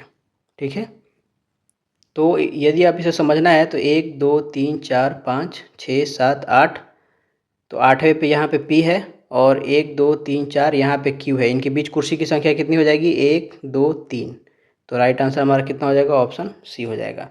अगला क्वेश्चन है कि यदि सी बी का भाई है, सी जो है ये बी का भाई है, बी जो है ए का पुत्र है, बी जो है ए का पुत्र है और डी सी का पिता है, डी सी का पिता है, डी जो है सी का पिता है और ए का पुत्र है बी, यानी कि डी का विवाह हुआ होगा ए से और ए इसकी माँ होगी। तो ए महिला है, बोल भी दिया है, तो ए है, ए क्या है इसकी, तो यहाँ पे ऑप्शन दिया है डी की बहन है, तो डी की बहन नहीं, गलत है, ये डी का पति है, गलत है, डी की पत्नी है। राइट आंसर ऑप्शन हो जाएगा हमारा सी। अगला क्वेश्चन है कि स्थानीय प्रेस अधिनियम की अनुमति, राइट आंसर होगा ऑप्शन सी। यदि समाचार पत्रों में कुछ भी प्रकाशित किया गया जो आपत्तिजनक पाया गया तो प्रिंटिंग प्रेस को जब्त कर लिया जाएगा। राइट आंसर सी हो जाएगा। तो प्रिंटिंग प्रेस की जब्ती से संबंधित था ये। 1878 में लॉर्ड लिटन द्वारा लाए गए वर्नाक्युलर प्रेस एक्ट के अनुसार यदि किसी भारतीय भाषा के समाचार पत्र में सरकार के खिलाफ आपत्तिजनक या राजद्रोही सामग्री छपती है तो मजिस्ट्रेट को प्रेस और प्रिंटिंग प्रेस जब्त करने का पूर्ण अधिकार होगा। इसे ही गैगिंग एक्ट भी कहा जाता है। और इससे संबंधित एक याद रखना है, अमृत बाजार पत्रिका, जिसने रातों रात अपना भाषा बदल लिया था, बंगाली से अंग्रेजी हो गया था और इसे लॉर्ड रिपन ने बाद में निरस्त कर दिया था वर्नाक्युलर प्रेस एक्ट को। अगला प्रश्न है कि उत्तर प्रदेश में हिम रेखा की औसत ऊंचाई क्या है, तो ये है 4500 मीटर। राइट आंसर हो जाएगा ऑप्शन डी। नेक्स्ट क्वेश्चन है कि अखिल भारतीय ट्रेड यूनियन कांग्रेस का गठन किस वर्ष में हुआ था, तो ये हुआ था 31 अक्टूबर 1920 को। 31 अक्टूबर 1920 को बॉम्बे में हुआ था। कहाँ पे, बॉम्बे। और यहाँ पे जो 1919 है ये अंतर्राष्ट्रीय श्रम संगठन की स्थापना का वर्ष है। और इसके जो प्रथम अध्यक्ष थे किसके, AITUC all India trade union Congress, तो ये थे लाला लाजपत राय प्रथम अध्यक्ष, लाला लाजपत राय। और सचिव कौन थे, तो दीवान चमन लाल इसके पहले सचिव थे। और इसकी स्थापना में MN जोशी का भी महत्वपूर्ण योगदान था। अगला प्रश्न है कि दिल्ली सल्तनत के दौरान मुकद्दम पद का इस्तेमाल किन के लिए किया जाता था, तो दिल्ली सल्तनत और मुगल काल में ग्रामीण प्रशासन में स्थानीय गांव की मुखिया या फिर सरपंच को मुकद्दम या चौधरी कहा जाता था और ये गांव में कानून व्यवस्था और भू राजस्व वसूली में मदद करते थे। तो राइट आंसर हो जाएगा ऑप्शन ए, गांव के सरपंच को। गांव के लेखाकार को बोलते थे पटवारी। और राजस्व अधिकारी जो है सल्तनत काल में मुख्य राजस्व अधिकारी को आमिल या मुशरिफ कहा जाता था, आमिल या फिर मुशरिफ। अगला क्वेश्चन है बिहार के किस जिले में मखाना का उत्पादन सबसे अधिक होता है, तो राइट आंसर हो जाएगा ऑप्शन डी, मधुबनी में। तो बिहार का मधुबनी जिला भारत ही नहीं बल्कि पूरे विश्व में मखाना के उत्पादन में प्रथम स्थान पर है। इसके अलावा दरभंगा में भी, कटिहार में भी और पूर्णिया भी प्रमुख उत्पादक इसके ज़िले हैं। मुजफ्फरपुर में तो क्या होता है, शाही लीची। और यहाँ पे वैशाली जो दिया है ये हाजीपुर का केला के लिए प्रसिद्ध है और हरी मिर्च के उत्पादन के लिए भी जाना जाता है। अगला क्वेश्चन देखिए कि हल्के बुलेट प्रूफ हेलमेट तथा आवरण अपने निर्माण में निम्न में से किस फाइबर का उपयोग करते हैं, तो ये केवलार का उपयोग करते हैं। राइट आंसर हो जाएगा ऑप्शन सी। ये बार बार क्वेश्चन रिपीट हुआ है, आपको याद रखना है। केवलार एक अत्यधिक मजबूत, हल्का और उष्मारोधी सिंथेटिक एरामिड फाइबर है। इसकी तन्य शक्ति इस्पात से लगभग 5 गुना अधिक होती है, इसलिए इसका उपयोग बुलेट प्रूफ जैकेट, हेलमेट और रक्षा उपकरणों में किया जाता है। नायलॉन जो है यह पहला मानव निर्मित पूरी तरीके से संश्लेषित फाइबर है और इसका उपयोग रस्सियाँ, पैराशूट और टायर कार्ड बनाने में किया जाता है। केवलार की खोज 1965 में स्टेफनी वोलेक ने डुपोंट कंपनी में की थी। अगला क्वेश्चन है निम्नलिखित विकल्पों में से सही युग्म चुनना है हमें। पहला है चौथी पंचवर्षीय योजना सेवा पर ध्यान। तो यह योजना जो थी स्थिरता के साथ विकास पर केंद्रित थी, न कि सेवा पर, तो ये गलत हो जाएगा। पांचवी पंचवर्षीय योजना तो ये 1974 से 78 तक चली थी और इसका मुख्य लक्ष्य गरीबी उन्मूलन और आत्मनिर्भरता था, न कि केवल उद्योग, तो ये भी गलत हो जाएगा। तृतीय वर्ष पंचवर्षीय योजना, तो ये 1961 से 66 तक चला था। इसे गाडगिल योजना भी कहते हैं, जिसका लक्ष्य खाद्यान्न में आत्मनिर्भरता प्राप्त करना था। ये भी गलत है। वैश्वीकरण पर ध्यान, ये तो गलत है। वैश्वीकरण तो खुद ही 1993 में आया था। और प्रथम पंचवर्षीय योजना कृषि पर ध्यान, तो ये बिल्कुल सही है। यह हेराल्ड डोमर मॉडल पर आधारित थे और इसमें मुख्य ध्यान जो था कृषि क्षेत्र के विकास, सिंचाई और भाखड़ा नांगल जैसी बहुउद्देशीय परियोजनाओं पर दिया गया था। अगला क्वेश्चन है कि निम्नलिखित में से कौन सा केंद्रीय बैंक का कार्य है। पहला दिया है रेपो रेट का प्रबंधन करना, तो ये देश की मौद्रिक नीति का हिस्सा है जो केंद्रीय बैंक द्वारा निर्धारित होता है, तो ये इसका कार्य है। वाणिज्यिक बैंक को ऋण देना, तो केंद्रीय बैंक अंतिम ऋणदाता के रूप में वाणिज्यिक बैंकों को रेपो रेट और बैंक रेट पर ऋण देता है। सरकार को बैंक सुविधाएं देना, तो यह सरकार के बैंकर, एजेंट और वित्तीय सलाहकार के रूप में कार्य करता है, इसलिए राइट आंसर हो जाएगा उपयुक्त सभी। अगला क्वेश्चन है कि निम्नलिखित में से कौन ऑस्ट्रेलिया महाद्वीप से संबंधित नहीं है। तो पहला दिया है आयर झील, तो यह ऑस्ट्रेलिया की सबसे बड़ी झील और सबसे निचला स्थान है। ये ऑस्ट्रेलिया में है। नल्लर बार मैदान, तो यह दक्षिण ऑस्ट्रेलिया का एक विशाल समतल और वृक्षहीन चूना पत्थर का पठारी मैदान है, ये भी ऑस्ट्रेलिया से संबंधित है। साल्विन पर्वत, तो साल्विन पर्वत जो है यह मुख्य रूप से दक्षिण पूर्व एशिया की एक प्रमुख नदी एवं पर्वत क्षेत्र से संबंधित है, यह ऑस्ट्रेलिया महाद्वीप में नहीं है, तो यही राइट आंसर हो जाएगा ऑप्शन सी। सेल्विन घाटी जो है यह ऑस्ट्रेलिया के क्वींसलैंड में स्थित एक नीची पर्वत श्रृंखला है। अगला क्वेश्चन है कि अशोक के स्तंभ पर कौन सी लिपि लिखी गई है। तो ब्राह्मी लिपि लिखी गई है। सम्राट अशोक के अधिकांश अभिलेख, शिलालेख और स्तंभ लेख प्राकृत भाषा और ब्राह्मी लिपि में उत्कीर्ण है। पाली जो है यह अशोक के समय की आम जनभाषा थी, परंतु लिपि ब्राह्मी ही थी। ठीक है। अगला क्वेश्चन देखिए, 2024 में इटली के प्रधानमंत्री कौन है। तो जॉर्जिया मेलोनी है, राइट आंसर ऑप्शन डी हो जाएगा।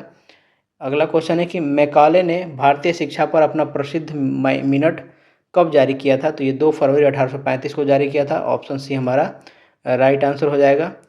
नेक्स्ट क्वेश्चन है कि चुंबकीय बल के मापन की इकाई क्या है। तो चुंबकीय बल की मापन की इकाई है Tesla, right answer option D हो जाएगा। एक टेस्ला बराबर क्या होता है। तो ये होता है 1 वेबर पर मीटर स्क्वायर होता है। कोबाल्ट क्या है। तो एक लौह चुंबकीय धातु है, मात्रक नहीं है। एम्पियर विद्युत धारा का मात्रक है और ओम जो है विद्युत प्रतिरोध का मात्रक है। अगला क्वेश्चन है, मैदान में खेले जाने वाला कौन सा खेल दुनिया में सर्वाधिक लोकप्रिय है। तो ये है फुटबॉल, सॉकर बोलते हैं इसको, ये सॉसर लिखा है, सॉकर होगा। फुटबॉल दुनिया का सबसे लोकप्रिय खेल है, जिसके वैश्विक स्तर पर अनुमानित 3.5 से लेकर के 4 बिलियन फैंस हैं और 200 से अधिक देशों में ये सक्रिय खिलाड़ी हैं इसके। अगला क्वेश्चन है कि पंचायत राज व्यवस्था में शासन व्यवस्था क्या निर्धारित की गई है। तो राइट आंसर होगा ग्रामीण, क्षेत्रीय एवं जनपद स्तर पर स्थानीय स्वशासन की त्रिस्तरीय संरचना, ऑप्शन ए राइट आंसर हो जाएगा। नेक्स्ट क्वेश्चन है, निम्नलिखित में से कौन चंद्रगुप्त मौर्य से संबंधित नहीं है। तो पहले देखिए विष्णुगुप्त यहाँ पे दिया हुआ है, तो ये चंद्रगुप्त मौर्य के गुरु, प्रधानमंत्री और मौर्य साम्राज्य के निर्माता थे। रुद्रदामन का जूनागढ़ शिलालेख, तो इस संस्कृत अभिलेख में उल्लेख है कि चंद्रगुप्त मौर्य के राष्ट्रीय पुष्यगुप्त वैश्य ने सौराष्ट्र में सुदर्शन झील का निर्माण कराया है। सांची जो है, सांची के स्तूप मुख्य रूप से अशोक द्वारा बनाए गए थे, परंतु सांची का जो क्षेत्र है मौर्य काल के केंद्र से सीधे जुड़ा हुआ था। और जो सुसीम है, सुसीम चंद्रगुप्त मौर्य का नहीं बल्कि सम्राट बिंदुसार का सबसे बड़ा पुत्र था, यानी अशोक का सौतेला बड़ा भाई था, जो तक्षशिला का प्रांतीय शासक या राज्यपाल कह सकते हैं था। तो संबंधित नहीं था कौन। तो राइट आंसर हो जाएगा ऑप्शन ए। अगला क्वेश्चन है कि 33वें ओलंपिक में किस खेल को सम्मिलित नहीं किया गया है। तो राइट आंसर हो जाएगा ऑप्शन डी, क्रिकेट को नहीं किया गया है। अगला क्वेश्चन है, किस अखबार ने भारतीय राष्ट्रीय कांग्रेस की संभावित भविष्य की भूमिका के बारे में निम्नलिखित लिखा। हमारे देश की भावी संसद का केंद्र है और यह हमारे देशवासियों के लिए अकल्पनीय परिणाम की भलाई की ओर ले जाएगा। तो ये लिखा था द इंडियन मिरर ने, राइट आंसर हो जाएगा ऑप्शन ए। अगला क्वेश्चन है कि मलेरिया फैलाने के अतिरिक्त एनोफिलिस मच्छर वाहक है किस चीज़ का। तो ये एंसेफेलाइटिस एवं फाइलेरियासिस का वाहक है, राइट आंसर ऑप्शन सी हो जाएगा। अगला क्वेश्चन है कि निम्नलिखित विकल्पों में से बेजोड़ जोड़ी का हमें चयन करना है। पहला है गोबी, तो गोबी जो है मरुस्थल मंगोलिया और उत्तरी चीन में फैला एक ठंडा मरुस्थल है, तो ये सही युग में है। कालाहारी अमेरिका में है, तो कालाहारी जो है मरुस्थल ये उत्तरी अमेरिका या दक्षिण अमेरिका में नहीं बल्कि दक्षिण अफ्रीका, खास करके बोत्सवाना, नामीबिया और दक्षिण अफ्रीका में स्थित है। तो यह जो युग्म है ये बेजोड़ है, गलत है, यही हमारा राइट आंसर हो जाएगा। थार जो है भारत में है और सहारा जो है अफ्रीका में है। अगला क्वेश्चन है, किसने बंगाल में चिरस्थायी बंदोबस्त प्रणाली की शुरुआत की थी? तो ये था, चिरस्थायी मतलब परमानेंट सेटलमेंट के बारे में बात कर रहा है, तो स्थायी बंदोबस्त या चिरस्थायी बंदोबस्त, तो ये था लॉर्ड कॉर्नवालिस, ऑप्शन बी हो जाएगा। तो वर्ष 1793 में गवर्नर जनरल कॉर्नवालिस ने बंगाल, बिहार और उड़ीसा में इस्तेमरारी या चिरस्थायी बंदोबस्त लागू किया था। इसमें जमींदारों को भूमि का स्वामी मानकर भू राजस्व की दर हमेशा के लिए तय कर दी गई थी। ये कहाँ कहाँ लागू हुआ था ये ध्यान रखना है, कभी कभी पूछ देता है। तो ये बंगाल में था, बिहार और उड़ीसा में। उसके बाद हॉल्ट मैकेंजी जो था ये महालवाड़ी व्यवस्था से संबंधित था, जो कि 1822 में लागू हुआ था, महालवाड़ी व्यवस्था। उसके बाद वारेन हेस्टिंग्स जो है इसने 1772 में पंचवर्षीय इजारेदारी प्रथा शुरू की थी, यानी ये लॉर्ड कॉर्नवालिस के पहले इसने शुरू किया था। एक होता है रैयतवाड़ी व्यवस्था, रैयत का मतलब होता है किसान। रैयतवाड़ी व्यवस्था किसने की थी? तो थॉमस मुनरो और कैप्टन रीड ने की थी। कहाँ पे? तो 1820 में। किस जगह पे? तो मद्रास में शुरू की थी। ठीक है, अगला क्वेश्चन देखते हैं कि केंद्रीय विधानसभा में हानि रहित बम किसने फेंका था? तो बटुकेश्वर नाथ दत्त एवं भगत सिंह ने किया था। तो राइट आंसर हमारा क्या होगा? क्योंकि यहाँ पे राम भगत दिया है तो हमारा सिर्फ ऑप्शन बी हमारा यहाँ पे राइट आंसर हो जाएगा। अगला क्वेश्चन है कि किसी व्यक्ति के रक्त समूह का निर्धारण होता है किस चीज़ से? तो पहला दिया है हीमोग्लोबिन की उपस्थिति से, तो यह ऑक्सीजन परिवहन के लिए जिम्मेदार होता है, न कि रक्त समूह निर्धारण के लिए, तो ये तो गलत हो जाएगा। WBC एवं RBC के संयोजन से, तो ये भी जो है WBC RBC ये आकार रक्त समूह तय नहीं करता है, ये भी नहीं होगा। RBC के आकार से ये भी नहीं होगा, तो राइट आंसर हो जाएगा उपयुक्त में से कोई नहीं। किसी व्यक्ति के रक्त समूह का निर्धारण जो है लाल रक्त कोशिकाओं की सतह पर उपस्थित ग्लाइकोप्रोटीन या एंटीजन की उपस्थिति या अनुपस्थिति से होता है। ठीक है, अगला क्वेश्चन है कि साधन लागत पर NNP किसके बराबर है? तो ये राष्ट्रीय आय के बराबर होता है, ऑप्शन डी हमारा राइट आंसर हो जाएगा। साधन लागत पर GNP किसके बराबर होता है? तो इसमें से यदि हम मूल ह्रास घटा देते हो हमें NNP मिलता है। अगला क्वेश्चन है कि राष्ट्रीय कांग्रेस के 1992 में गया का अधिवेशन के अध्यक्ष कौन थे? तो ये थे चित्तरंजन दास, राइट आंसर हो जाएगा ऑप्शन सी। वर्ष 1922 में बिहार के गया में आयोजित भारतीय राष्ट्रीय कांग्रेस के 37वें वार्षिक अधिवेशन की अध्यक्षता देशबंधु चित्तरंजन दास ने की थी। और जो हाकिम आजमल खां हैं इन्होंने 1921 के अहमदाबाद अधिवेशन की अध्यक्षता की थी और जेल में बंद सीआर दास के स्थान पर इन्होंने ये काम किया था। महात्मा गांधी ने केवल 1924 में बेलगाम कर्नाटक में अधिवेशन की अध्यक्षता की थी। और इसके साथ साथ एक और याद रख लेना है गोवा गया के बाद कि 1912 में बांकीपुर पटना में भी एक अधिवेशन हुआ था। बांकीपुर में कौन सा? 27वां अधिवेशन, और इसके अध्यक्ष कौन थे? तो RN मुधोलकर थे, अगला क्वेश्चन है एक्सरे का एक गुण यह है कि उन्हें विक्षेपित किया जा सकता है। तो देखिए एक्सरे जो किरणें हैं वो उदासीन होती हैं, यानी कि इसमें कोई चार्ज नहीं होता है, आवेश नहीं होता है। तो फोटोन से बनी होने के कारण ये न तो विद्युत क्षेत्र से विक्षेपित होती है और ना ही चुंबकीय क्षेत्र से। तो दोनों के साथ केवल विद्युत क्षेत्र, केवल चुंबकीय कोई नहीं होगा, राइट आंसर हो जाएगा ऑप्शन डी। और एक्सरे किरण की खोज 1895 में विलहेल्म कॉनराड रोएंटजन ने किया था, रोएंटजन ने किया था।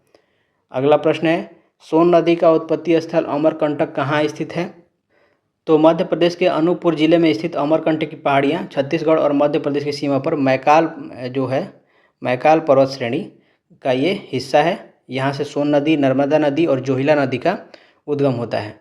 बाकी जो महादेव पहाड़ी है ये सतपुड़ा श्रेणी का मध्य भाग है। राजमहल पहाड़ियाँ जो है झारखंड में स्थित है और मकालू श्रेणी जो है नेपाल हिमालय में स्थित पर्वत श्रेणी है। अगला क्वेश्चन है कि केंद्र और राज्य के मध्य विवादों का समाधान जब भारत के सर्वोच्च न्यायालय के किस क्षेत्राधिकार के अंतर्गत आता है? तो राइट आंसर इसका होगा ऑप्शन बी प्रारंभिक क्षेत्राधिकार।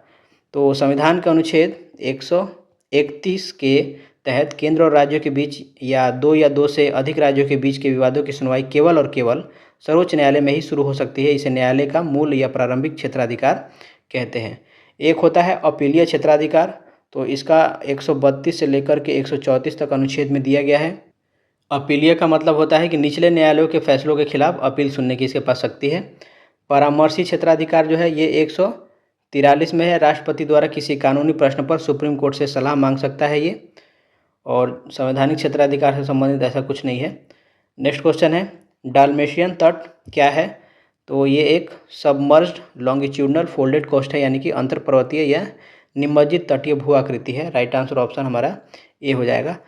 इसका मतलब है कि जब समानांतर पर्वत श्रृंखलाएं समुद्र तट के समानांतर फैली हो और समुद्र का जल स्तर बढ़ने या भूमि के धंसने के कारण घाटियां डूब जाती हैं तथा पहाड़ियों के शिखर दीपमाला जैसे दिखने लगते हैं, तो इसे डाल्मेशियन तट कहते हैं। इसका सबसे अच्छा उदाहरण है क्रोएशिया का एड्रियाटिक सागर तट। ठीक है। फ्योर्ड तट एक होता है। फ्योर्ड तट किसको बोलते हैं? तो हिमानी द्वारा अपर्दित घाटियों के समुद्र से डूबने से बनता है, जैसे नॉर्वे का तट है। और कास्ट जन एक होता है, तो चूना पत्थर क्षेत्रों के घुलने से बनते हैं ये, तो ये ध्यान रखना है। अगला क्वेश्चन है कि सिंधु घाटी सभ्यता के प्रमुख नगर का नाम क्या है जिसका पश्चिमी एशिया से व्यापारिक संबंध था? तो ये होगा ऑप्शन बी लोथल। गुजरात के अहमदाबाद जिले में भोगवा नदी के तट पर स्थित लोथल सिंधु सभ्यता का प्रमुख बंदरगाह नगर है। यहाँ से फारस की मुहरें और मेसोपोटामिया से व्यापार के साक्ष्य मिले हुए हैं। बाकी जो कालीबंगा है राजस्थान में घग्गर नदी के तट पर है, घग्गर नदी के तट पर स्थित है। यहाँ से जूते हुए खेत और अग्निकुंड के साक्ष्य के मिले हैं। बाकी रोपर जोड़ दिया है, पंजाब में सतलज नदी के तट पर स्थित है, सतलज। यहाँ मानव के साथ कुत्ते को दफनाने के साक्ष्य मिले हैं। लोथल के खोज 1954 में S.R. राव द्वारा की गई थी। अगला क्वेश्चन देखिए 2022 में फ्रांस के राष्ट्रपति के रूप में किसे पुनः चुना गया है? तो इमैनुअल मैक्रों को चुना गया है। राइट आंसर हो जाएगा ऑप्शन डी। अगला क्वेश्चन है सूर्य के सुव्यवस्थित अध्ययन हेतु आदित्य L1 मिशन पर स्थापित वैज्ञानिक उपकरणों की संख्या कितनी है? तो लगभग क्या सटीक जो है संख्या 7 है। 4 पेलोड है और 4 पेलोड जो है सूर्य का सीधा अवलोकन करते हैं और 3 पेलोड जो है L1 बिंदु पर इन सिटू प्रयोग और अध्ययन करते हैं। अगला क्वेश्चन है समाज सुधारकों की सूची 1 को उनके समाजों की सूची 2 से सुमेलित करें और नीचे दिए गए कोड से उत्तर चुनना है हमें। पहला दिया है हमें ब्रह्म समाज। तो ब्रह्म समाज की स्थापना 1828 में राजा राम मोहन राय ने की थी। ये इसका हो जाएगा 3/1828 में की थी, ईस्वी सन याद रखना है। रामकृष्ण मिशन जो है इसकी स्थापना 1897 में स्वामी विवेकानंद ने की थी। स्वामी विवेकानंद ने कब? 1897 में। सर्वेंट्स ऑफ इंडिया सोसाइटी इसकी स्थापना 1905 में गोपाल कृष्ण गोखले ने की थी। 1905 में बंगाल के विभाजन के समय, याद रख सकते हैं आप रिलेट करके। विधवा विवाह जो है तो इसकी स्थापना 1850 के दशक में विष्णु शास्त्री पंडित और M.G. राणा डे ने की थी। तो इसका हो जाएगा पहला। तो राइट आंसर क्या होगा? A का 3, B का 2, C का 4, D का 1, ऑप्शन बी हमारा राइट आंसर हो जाएगा। नेक्स्ट क्वेश्चन है कि निम्नलिखित में से कानूनी रूप से निर्धारित अधिकतम आकार जिसके आगे कोई भी किसान कोई भूमि नहीं रख सकता, तो वो क्या है? तो उसे भूमि हदबंदी बोलते हैं, लैंड सीलिंग या भूमि सीमा। ऑप्शन हमारा बी राइट आंसर हो जाएगा। भूमि समेकन क्या है? तो बिखरे हुए छोटे छोटे खेतों को एक जगह इकट्ठा करना, इसको हिंदी में जो बोलते हैं ना चकबंदी बोलते हैं, यदि आपने सुना हो कभी तो। चकबंदी का मतलब क्या है? कि बिखरे हुए छोटे छोटे खेतों को एक जगह इकट्ठा करना। भूमि सीमा को बोलते हैं भूबंदी या फिर हदबंदी भी इसको बोलते हैं, हदबंदी। अगला प्रश्न है लोकसभा सदस्य, राज्यसभा सदस्य एवं राष्ट्रपति बनने के लिए न्यूनतम उम्र क्या होनी चाहिए? तो लोकसभा के लिए, तो लोकसभा सदस्य हो या फिर विधानसभा सदस्य, इसके लिए न्यूनतम आयु सीमा जो है वो 25 वर्ष है। इसका अनुच्छेद 84B में जिक्र भी है। उसके बाद जो राज्यसभा सदस्य के लिए है या फिर विधान परिषद है, जहाँ पे भी विधान परिषद है वहाँ पे 30 वर्ष है, अनुच्छेद 84B इसके लिए भी 84B है। और राष्ट्रपति के लिए क्या है? तो राष्ट्रपति हो या उपराष्ट्रपति हो या फिर राज्यपाल हो, तो न्यूनतम आयु सीमा जो है वो है 35 वर्ष और इसका अनुच्छेद 58 में जिक्र किया गया है। ठीक है, तो राइट आंसर 25, 30, 35 हो जाएगा, ऑप्शन ये हमारा राइट आंसर होगा। और यदि मतदान की आयु पूछे, मतदान करने की आयु, तो ये है 18 वर्ष। पहले कितना था? 21 वर्ष था, लेकिन फिर क्या किया गया? 61वां संविधान संशोधन अधिनियम 1988 के द्वारा इसे घटा करके 18 कर दिया गया। तो ये फैक्ट भी याद रखना है। यदि पंचायत राज और नगरपालिका चुनाव लड़ने की न्यूनतम आयु पूछे तो वो है 21 वर्ष, पंचायती राज और नगरपालिका की सॉरी। अगला क्वेश्चन है निम्न में से कौन छाया की उत्पत्ति के लिए जिम्मेदार है? तो राइट आंसर हो जाएगा ऑप्शन बी, प्रकाश का ऋजुरेखीय प्रसार। ऋजुरेखीय मतलब रेक्टिलिनियर यानी सीधा रेखा में प्रसार। तो प्रकाश हमेशा सीधी रेखा में गमन करता है, तो जब इसके मार्ग में कोई अपारदर्शी वस्तु आती है तो प्रकाश उसे पार नहीं कर पाता और उसके पीछे छाया का निर्माण होता है। ये जो ध्रुवीकरण दिया है यह प्रकाश की अनुप्रस्थ तरंग प्रकृति को सिद्ध करता है। उदाहरण के लिए धूप के चश्मे में फ्लोराइड का प्रयोग होता है। उसके बाद विवर्तन जो दिया है यह प्रकाश का तीक्ष्ण किनारों से मुड़ जाना, यानी कि यह छाया को धुंधला बनाता है, उत्पन्न नहीं करता है ये। और व्यतिकरण यानी इंटरफेरेंस, तो दो समान तरंगों के अध्यारोपण से तीव्रता का बदलना, जैसे कि साबुन के बुलबुले का रंगीन दिखना व्यतिकरण का उदाहरण है। अगला क्वेश्चन है कि बिहार में किसका भारत के वार्षिक उत्पादन का 71% हिस्सा पैदा होता है? तो राइट आंसर हो जाएगा ऑप्शन सी, लीची। तो भारत के कुल लीची उत्पादन का लगभग 70% हिस्सा अकेले बिहार उत्पादित करता है। इसमें मुजफ्फरपुर, वैशाली और समस्तीपुर जिले प्रमुख हैं। अनानास जो दिया है, भारत में पश्चिम बंगाल और पूर्वोत्तर राज्य जैसे कि असम और त्रिपुरा इसके मुख्य उत्पादक राज्य हैं। महाराष्ट्र का नागपुर संतरा उत्पादन के लिए प्रसिद्ध है। और आम जो है उत्तर प्रदेश और आंध्र प्रदेश आम उत्पादन में शीर्ष स्थान पर है। ध्यान रखना है कि लीची को 2018 में जीआई टैग भी मिल चुका है। और राष्ट्रीय लीची अनुसंधान केंद्र कहाँ है? तो मुजफ्फरपुर के मुसहरी में है। अगला प्रश्न है बिहार राज्य कब प्रतिष्ठित हुआ? प्रतिष्ठित का मतलब रिकंस्टिट्यूट यानी कि फॉर्म्ड हुआ। तो सही वर्ष होगा 1912। तो उपयुक्त में से कोई नहीं हमारा राइट आंसर हो जाएगा। तो बिहार जो है उड़ीसा सहित इसको बंगाल प्रेसिडेंसी से अलग करने की आधिकारिक घोषणा जो हुई थी वो हुई थी 12 दिसंबर 1911 को दिल्ली दरबार में हुई थी। परंतु पृथक राज्य के रूप में बिहार 22 मार्च 1912 को अस्तित्व में आया था। तो 1911 में क्या हुआ था? घोषणा हुई थी कि पुनर्गठन होगा, लेकिन हुआ कब? 1912 में 22 मार्च को। तो राइट आंसर हमारा क्या हो जाएगा? 22 मार्च 1912 को एक नोटिफिकेशन निकला जिसके तहत बिहार को बंगाल से अलग कर दिया गया। तो राइट आंसर उपयुक्त में से कोई नहीं। अगला प्रश्न है कि भारतीय संविधान के किस अनुच्छेद के तहत वार्षिक वित्तीय विवरण संसद के समक्ष प्रस्तुत किया जाना आवश्यक है? राइट आंसर ऑप्शन सी, अनुच्छेद 112। तो संविधान में बजट शब्द का उल्लेख नहीं, हालांकि इसके स्थान पर वार्षिक वित्तीय विवरण शब्द का प्रयोग अनुच्छेद 112 में किया गया है। अनुच्छेद 113 में क्या है? तो संसद में प्राक्कलनों के संबंध में प्रक्रिया से संबंधित है ये। 114 जो है ये विनियोग विधेयक से संबंधित है, विनियोग विधेयक। और अनुच्छेद 111 किससे संबंधित है? तो राष्ट्रपति की अनुमति से संबंधित है विधेयकों पर, वीटो पावर के बारे में है अनुच्छेद 111। अगला प्रश्न है कि डीवी द्वीप किसकी सरिताओं के मध्य स्थित है? तो राइट आंसर हो जाएगा कृष्णा नदी, ऑप्शन डी। तो डीवी द्वीप आंध्र प्रदेश के कृष्णा जिले में स्थित कृष्णा नदी के डेल्टा क्षेत्र में स्थित एक अत्यंत उपजाऊ नदी या नदी द्वीप या तटीय द्वीप कह सकते हैं, जो कृष्णा नदी की दो धाराओं के बीच बनता है। राइट आंसर हो जाएगा हमारा डी। अगला प्रश्न है कि सर्किल का संबंध इससे दिया है, तो उसी प्रकार स्क्वायर का संबंध क्या होगा? तो देखिए सर्किल को पहले लिखते हैं CIRCLE, इसको 20 से बांट दीजिए, तो इसको लिखेंगे RIC और इसको लिखेंगे ELC। तो RICELC यहाँ पे हो गया हमारा। उसी तरीके से स्क्वायर को लिखेंगे SQUARE, इसको बीच में बांट देंगे तो UQS और ये हो जाएगा ERA। तो UQS और ERA हमारा राइट आंसर हो जाएगा ऑप्शन ए। अगला प्रश्न है कि निम्न में से किस बीज का उपयोग अभियांत्रिकीकृत हीरो के उत्पादन में होता है? तो ग्रेफाइट का होता है बीज के तौर पे इसका प्रयोग, ये पहले भी प्रश्न पूछा जा चुका है बहुत बार। मोनाजाइट जो है यह सिलिकॉन कार्बाइड है जो हीरे जैसा दिखता है। सफ़ेद नीलम को कोरंडम बोलते हैं। एल्युमिनियम ऑक्साइड Al2O3 है। और घनाभाकार जिरकोनिया जो है ये हीरे का एक कृत्रिम विकल्प है, हीरा बनाने का बीज नहीं है ये। तो हीरा और ग्रेफाइट जो है दोनों शुद्ध कार्बन का प्रूफ हैं, इसलिए ग्रेफाइट का उपयोग बीज के तौर पे किया जाता है आर्टिफिशियल हीरा बनाने के लिए। अगला प्रश्न है, 2023 में भारत में G20 शिखर सम्मेलन किस शहर में आयोजित किया गया था? तो राइट आंसर हो जाएगा ऑप्शन डी, नई दिल्ली।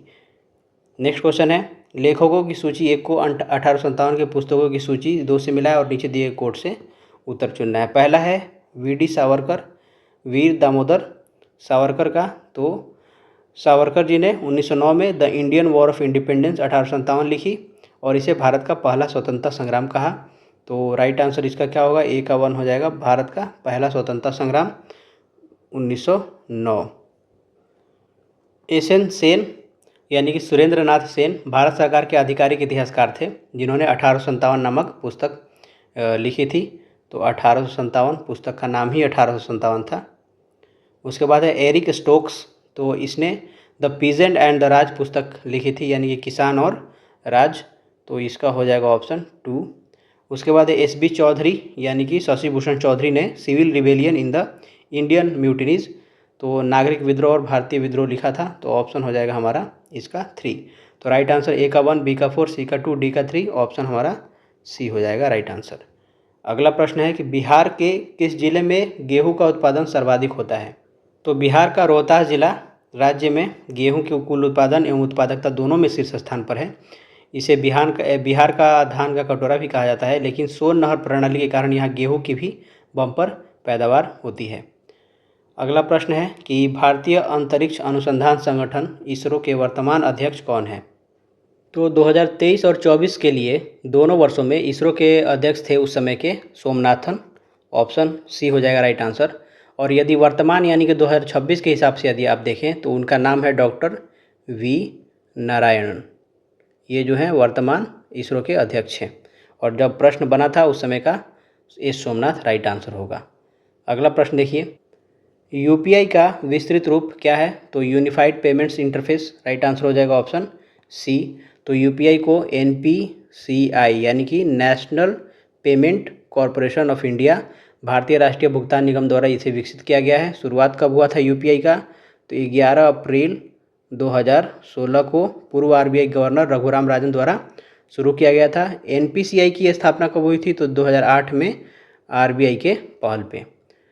अगला प्रश्न है, निम्नलिखित में से किस राज्य को लॉर्ड डलहौजी के हड़प नीति के तहत शामिल नहीं किया गया था? तो राइट आंसर हो जाएगा इसका ऑप्शन बी, जयपुर। राजस्थान की रियासत जयपुर को डलहौजी की व्यपगत यानी हड़प नीति के तहत ब्रिटिश साम्राज्य में नहीं मिलाया गया था। यहाँ पे ध्यान देना है कि जो जैतपुर है उसे जैतपुर को 1849 में मिलाया गया था, लेकिन जयपुर को नहीं मिलाया गया था। तो लोग थोड़ा सा कंफ्यूज हो सकते हैं, एक नाम है जैतपुर और एक है जयपुर, इसे 1849 में मिलाया गया था।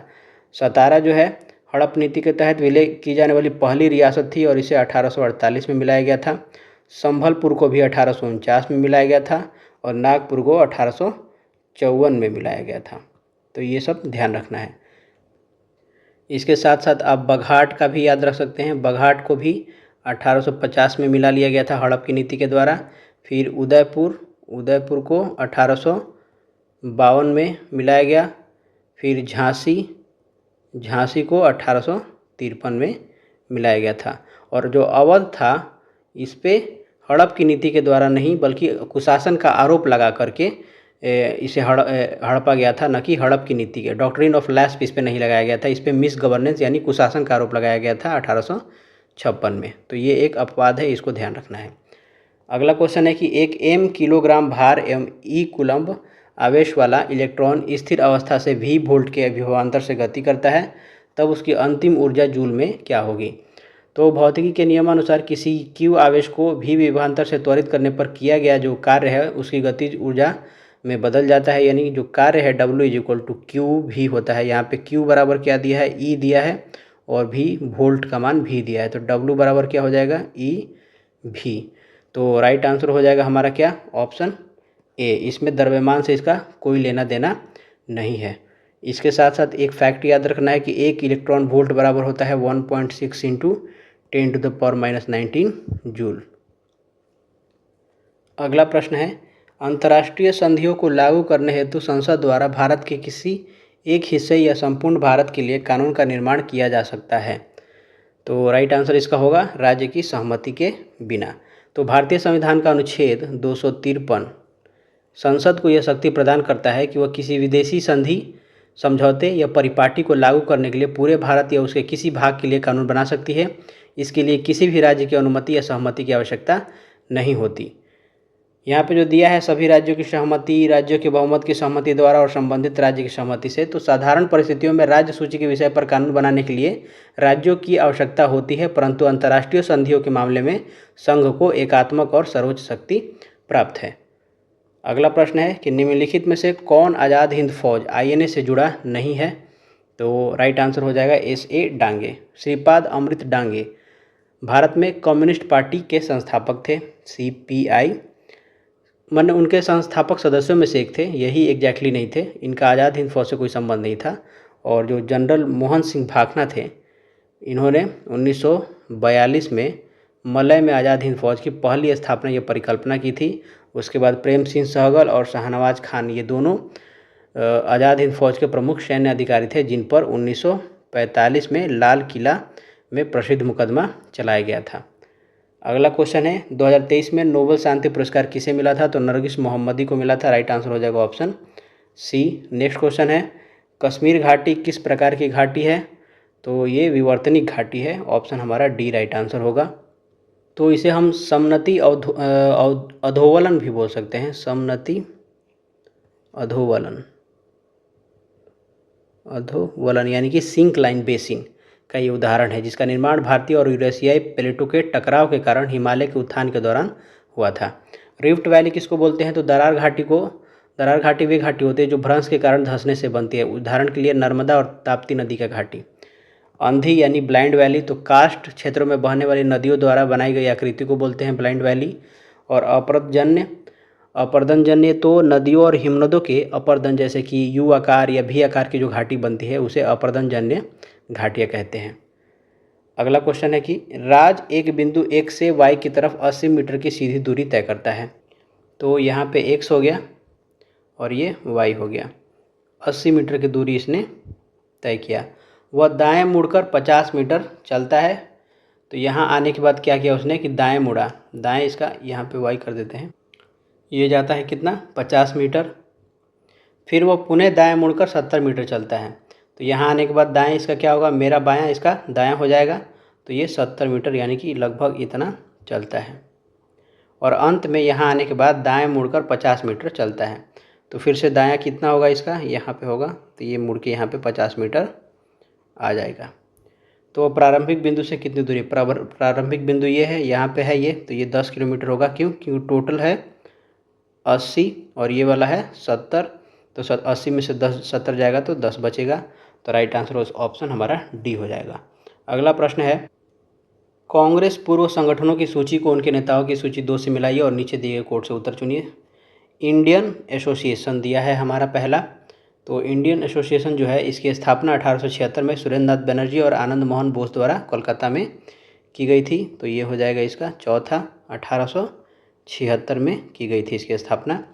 मद्रास महाजन सभा की स्थापना 1884 में M वीर राघवाचार्य B सुब्रमण्यम अय्यर द्वारा की गई थी। तो वीर राघवाचार्य और सुब्रमण्यम अय्यर 1884। बॉम्बे प्रेसिडेंसी एसोसिएशन, इसकी स्थापना 1885 में फिरोज शाह मेहता, KT तेलंग और बदरुद्दीन तैयब जी द्वारा की गई थी। तो इसका क्या होगा, पहला हो जाएगा बॉम्बे प्रेसिडेंसी एसोसिएशन, ऑप्शन 1 1885 में। फिर पूना सार्वजनिक सभा, इसकी स्थापना 1870 में MG राणा डे और GV जोशी द्वारा की गई थी। तो justice Rana day 1870।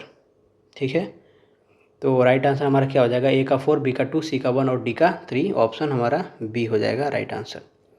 Next question है कि जब टीके के द्वारा शरीर में एंटीजन प्रवेश करता है तब संक्रमण से लड़ने के लिए एंटीबॉडी की उत्पत्ति होती है। किसके द्वारा उत्पत्ति होती है ये, तो केवल B लिम्फोसाइट के द्वारा होती है, यानी कि ऑप्शन हमारा हो जाएगा बी, केवल बी कोशिकाओं द्वारा। तो हमारे शरीर की प्रतिरक्षा प्रणाली में बी लिम्फोसाइट्स ही एंटीबॉडी का निर्माण और स्राव करती हैं। जो टी कोशिकाएं हैं ये एंटीबॉडी नहीं बनाती, बल्कि ये सीधे संक्रमित कोशिकाओं को नष्ट कर देती हैं और बी कोशिकाओं को एंटीबॉडी बनाने में मदद करती है। ठीक है, अगला क्वेश्चन देखिए, नवीकरणीय ऊर्जा का अर्थ क्या है। पहला दिया है सौर ऊर्जा से उत्पादित बिजली। तो ये नवीकरणीय अक्षय ऊर्जा संसाधन है जो कभी समाप्त नहीं होते हैं और पर्यावरण को नुकसान भी नहीं पहुंचाते हैं, तो ये तो होगा इसमें शामिल। थर्मल प्लांट से उत्पादित बिजली, ये बिजली है और ये थर्मल है, तो ये अनवीकरणीय ऊर्जा का स्रोत है। कोयले से उत्पादित बिजली, ये भी अनवीकरणीय ऊर्जा है। और पवन ऊर्जा से उत्पादित बिजली, तो ये भी नवीकरणीय ऊर्जा संसाधन है जो कभी समाप्त नहीं होगा।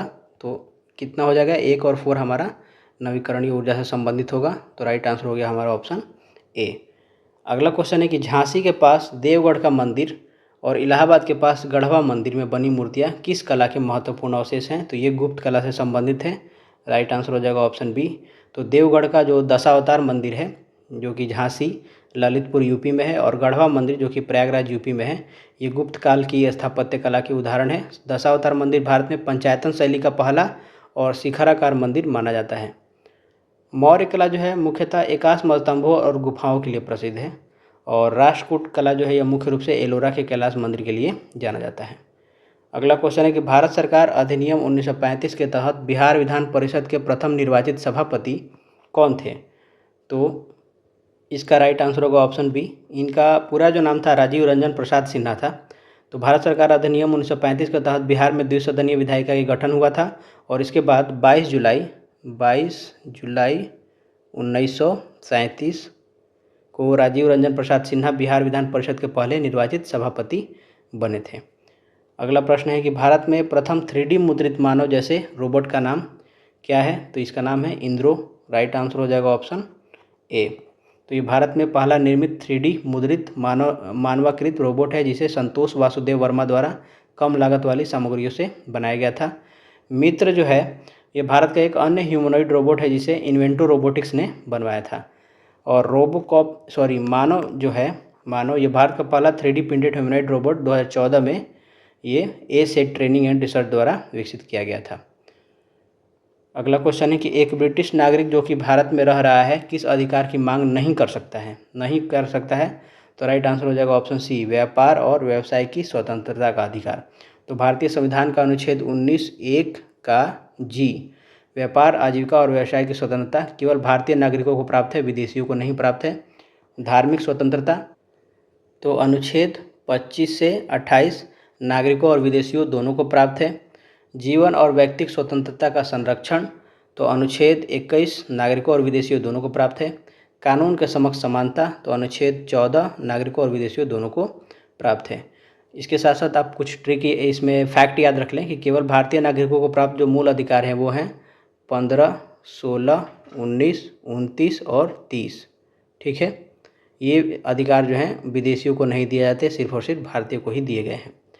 अगला प्रश्न है कि भारत का सर्वाधिक क्षमता वाला तेल शोधन का कारखाना कौन सा है। तो ये कोयली है। राइट आंसर हो जाएगा ऑप्शन डी।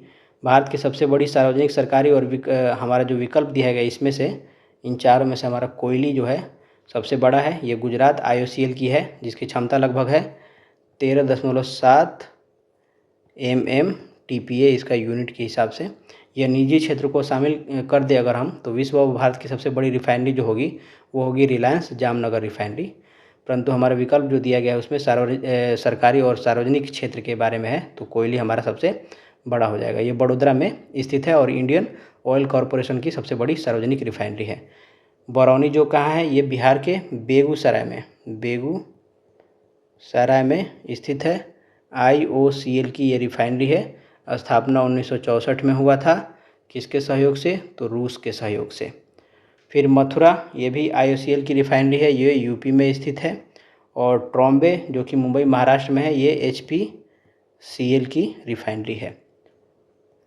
अगला प्रश्न है, निम्नलिखित में से किस सूफी सिलसिले की स्थापना बिहार में हुई थी। तो फिरदौसिया जो है सूफी सिलसिला, ये बिहार में इसकी स्थापना हुई थी। इसकी स्थापना शेख बदरुद्दीन समरकंदी ने की थी, लेकिन इसे बिहार में सर्वाधिक लोकप्रिय संत मखदूम शरफुद्दीन याहिया मनीरी ने, जो कि मनेर शरीफ पटना में इनकी मज़ार भी है, इन्होंने की थी। लास्ट क्वेश्चन है कि निम्न में से कौन सा विटामिन पानी में घुलनशील है? तो राइट आंसर हो जाएगा इनमें से कोई नहीं। तो जो वसा में घुलनशील यानी फैट सोलुबल जो हैं वो हैं ADE ये जो है वसा में घुलनशील है। इसको शॉर्टकट में कीड़ा लिख सकते हैं आप, KEDA, याद रखने के लिए। और जो जल में घुलनशील है, जल में, वो हैं B और C। तो BC से आप BC याद रख सकते हैं। तो ये जल के लिए है। पूछ रहा है पानी में यानी जल में घुलनशील कौन है, तो ना ही B दिया है ना ही C दिया है, तो राइट आंसर हमारा D हो जाएगा। तो इस वीडियो में इतना ही था, मिलते हैं अगले वीडियो में, तब तक के लिए धन्यवाद, जय हिंद।